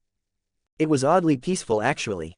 Seeing the sun set on the abandoned reactor as the oddly abandonment of the scenery put me at ease. Right as I was in the middle of relishing my massive dose of rads, my phone started ringing. Tring, tring. The ringtone cut through my peaceful moment like a knife. I actually groaned out loud. "Is it Kate?" I wondered, pulling it out. "Moshi Mosh, Jojo here," I answered smoothly. "Who's the beauty I'm speaking to?" "Sorry to disappoint, Mr. Kaisen, but it's an old, fugly bastard speaking." The voice was gravelly, exhausted, and deeply unimpressed. "Wah, oh, hey Cecil," I recovered quickly. My brain scrambled to shift gears from flirty to professional. "How's it hanging? Any headway on that billion-dollar bounty of yours?" Now is not the time to joke. He stopped himself midward. I could practically hear his teeth grinding. "Mr. Kaisen," Cecil snapped in a tight voice. "First, that ridiculous demand with the self-appointed bounty. Then you somehow use a disguising ability that I wasn't privy to, which means you've been holding out on me, roam around Chicago, in gang territory, and meddle in a gang war for Christ's sake. Do you have any idea how many resources I had to deploy to clean up that mess?" Wheeze. I could practically hear Cecil catching his breath in an attempt to rein in his temper. "And to put the cherry on top, you created a fruitarian garden of fucking Eden in Chernobyl of all places. The satellite imagery team thought there was another failure in the reactor. Do you understand how many questions I've had to field from the United Nations?" Whoa, calm down, old man," I laughed. "Don't give yourself a heart attack over me. Plus, what did you expect me to do? Hide in the castle for eternity until you get your shit figured out on how to deal with our fascist flying friend? And the gang part was an accident. I wouldn't be an upstanding citizen if I let those bad men hurt an innocent family." I heard a snarky remark midrant. Right, The Rocky Mob Enforcer Titan is completely innocent. Hey, I heard that. I was grinning despite myself. This banter was almost fun. Cecil was quick to pivot the subject. Mr. Kaisen, we're getting off topic. I didn't know you had the capability to neutralize hazardous levels of radiation. Hey, I didn't know I was that capable either. A friend of mine gave me a very physical pep talk and now look at me, I'm the answer to world hunger. Sigh, I heard a very long, incredibly tired sigh over the receiver. Quote. Mr. Kaisen, after you're done with Fukushima, would you mind helping us out with a few other radiation hotspots? There have been some accidents not privy to general public. Of course, and thanks for the dinner, Cecil. I knew you were a nice guy. See you soon. I hung up. The satisfaction of getting the last word never got old. By the time I reached the perimeter, I had absorbed most of the ambient radiation. My body, already used to massive energy absorption from yesterday, was taking it in without much effort. I was buzzing and practically felt invincible. Now, I'm having such a great day, I muttered to myself, grinning. Wouldn't mind topping that up with a little gambling. My fingers literally twitched. The phantom sound of the gacha chime rang in my ears. I opened my interface, staring at that juicy platinum ticket. My mouth watered. I was just about to tear it when a hand clamped down on my wrist, twisting it hard enough to make the bones groan. Ow, ow, ow, fuck. I spun around only to find Sebas was halfway out of a newly opened tatami door, his eyes flaring with a dangerous, oppressive purple key. Master, I will not allow you to take back those crutches. The rage was instantaneous. After yesterday's incident of nearly fucking dying in a nuclear reactor, and now this. He was stopping me from scratching the damn itch. Butt out, old man. I snarled, trying to yank my arm away. He didn't let go. If anything, his grip tightened. Was the punishment not enough? The punishment may not be enough, but I will not let you go back to that addiction. He said it so matter-of-factly. Like it was simple. Like I was simple. What do you even know about me, huh? I blurted out in vehement anger, my mind completely abandoning logic as the panic of going cold turkey hit me. What about the dangers of this world? The aliens, the curses, the superpowered maniacs. I need to gamble to get more power. I need feats to get more tickets. Sebas finally let go of my hand. It was completely covered in red finger marks. I quickly yanked it back, rubbing the sore joints against my chest. Very well, master, Sebas said, his voice terrifyingly composed. You may go ahead and gamble. But at least entertain this old man just once. He disappeared from my vision. I looked inside the gate. The evening light of Fukushima couldn't reach the shadows where Nakame was seated with her biwa. Really, Nakame, I said in a deeply disappointed tone. Now you let him out. I was having such a great day, too. Nakame's shoulders shook. She stammered, master, I. Before she could even finish her sentence, Sebas reappeared in front of me. But what shocked me to my absolute core were the two little kids struggling in his massive arms, crying and protesting to be let go. Hanashite, leave us, one cried in Japanese. Okazen. My stomach plummeted. Sebas, have you finally lost it? I yelled, stepping forward. My hands came up instinctively, reaching for the kids. I needed to fix this. This was so fucking wrong. Let the kids, these are the same kids I gave the mangoes to. Let go of them right now.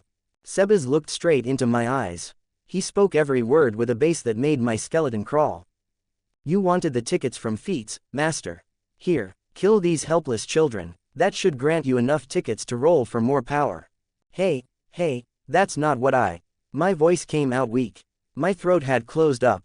Better yet, Sebas interrupted smoothly, his grip not loosening an inch. The kids were still struggling, their small hands pushing uselessly against his arms. Why don't you torture them first?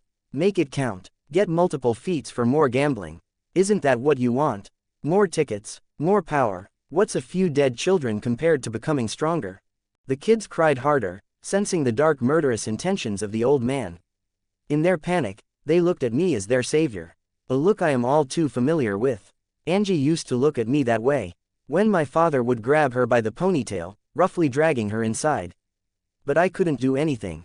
I was afraid too, that if I intervened, he would beat me as well. Their cries jolted me back to reality. Let us go. Mama, where are you? Enough. Sebas, stop it. I lunged forward. Sebas sidestepped. I fell towards the ground on my knees. I didn't try to get back up, he wouldn't let me get close if he wanted to. No, master, it is you who has to stop, Sebas said coldly. Chasing power like this, relying on crutches, it will make you turn into your own worst fear, like this. He snapped his fingers. A burst of ki knocked the kids unconscious, and he simply dropped them. I quickly dove to catch them before they hit the rough ground, sliding across the dirt and pulling their limp bodies into my arms, sighing in massive relief when I saw they were just asleep. This is not a lesson you can just get away with. I barked up at him, my heart hammering in my throat. These are innocent lives you're messing with. You don't use children as props. You don't traumatize kids to make a fucking point. Then what about your innocence? Are you certain you want to take the role of villain in this world? Are you willing to walk down that path? How do you know that you won't become this? He spread his arms out, gesturing at us, when you run out of feats to achieve. And you'd have done all the good you can. Will you then turn towards evil? Can you be sure you won't become a monster? Sebas kneeled down on one leg, keeping that same severe look. Tell me, master, why do you gamble? My mind was a complete mess. Half of me was agonizing over his words, trying to come up with counter-arguments and failing. The other side drowned in sorrow and nostalgia. Angie sat beside me, sleeping soundly, wearing a set of blue oversized pajamas completely covered in stars. She'd picked them herself during one of our shopping trips and refused to wear anything else the entire week. Eventually, I buckled under Sebas's intense stare. I gamble because I need that high. I tried to match his energy and the tears prickling my eyes weren't helping. That is an excuse, Sebas repeated firmly. His eyes didn't leave mine. Tell me why you gamble. Because I'm a degenerate piece of trash from a fake family. My voice cracked. No, tell me the real reason if you want to rid yourself of this disease. What disease? Gambling is part of my charm. People like me because. I looked up at the gate. The sun had finally set, and Nakame had poked her head out to see the fuss. Nakame, you like me, right? Nakame covered her mouth. Master, please, you need help, she said, her voice breaking into whimpers. I have already lost someone I loved to gambling. I killed him with these hands. Please, master, don't break my heart again. My mind went completely blank. My heart stopped. Nakame, you too, I whispered, looking down at the dirt. I'm just a piece of trash. What more do you guys want from me? The kids were suddenly lifted from my arms. Sebas cradled them gently against his chest, having forced them unconscious with his ki just to make a point. Master, you may kill me. You may hurt me. You may order me to commit the worst sins possible by a man, Sebas said, the harshness completely gone from his voice. But please, let us help you. Let me fulfill your command. Let me make you strong. Not here, he pointed at my body, but here. He pointed at my head.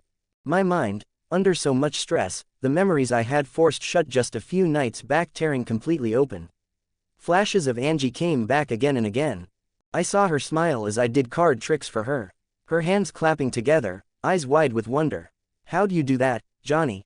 Like, I was the most amazing person in the world. I saw her eyes light up as I showed her a brand new 20-sided die. Holding it up to the light, watching the numbers catch the sun. Will you teach me your game? The one with the dragons. I saw her. Because she liked it, I sobbed, my walls totally collapsing. Because I was finally. Before I could even complete the sentence in my blackout state, my phone screen suddenly lit up in my pocket. An emergency broadcast overrode my volume settings, blaring at full volume into the quiet Japanese night. The sound was jarring, discordant, and destroying the moment. Omni-Man is back, the news anchor announced, in a breathless and frantic voice. I repeat, Omni-Man has made his way back home. Feat achieved. Become a key part in the extinction of an entire civilization. Reward. +1x Diamond Random Gacha Ticket. Author's note. Support my work and get early access to 10+ advanced chapters, exclusive content, and bonus material at my Patreon Max Striker. If you wanna hang out, join my Discord server web links. To be continued.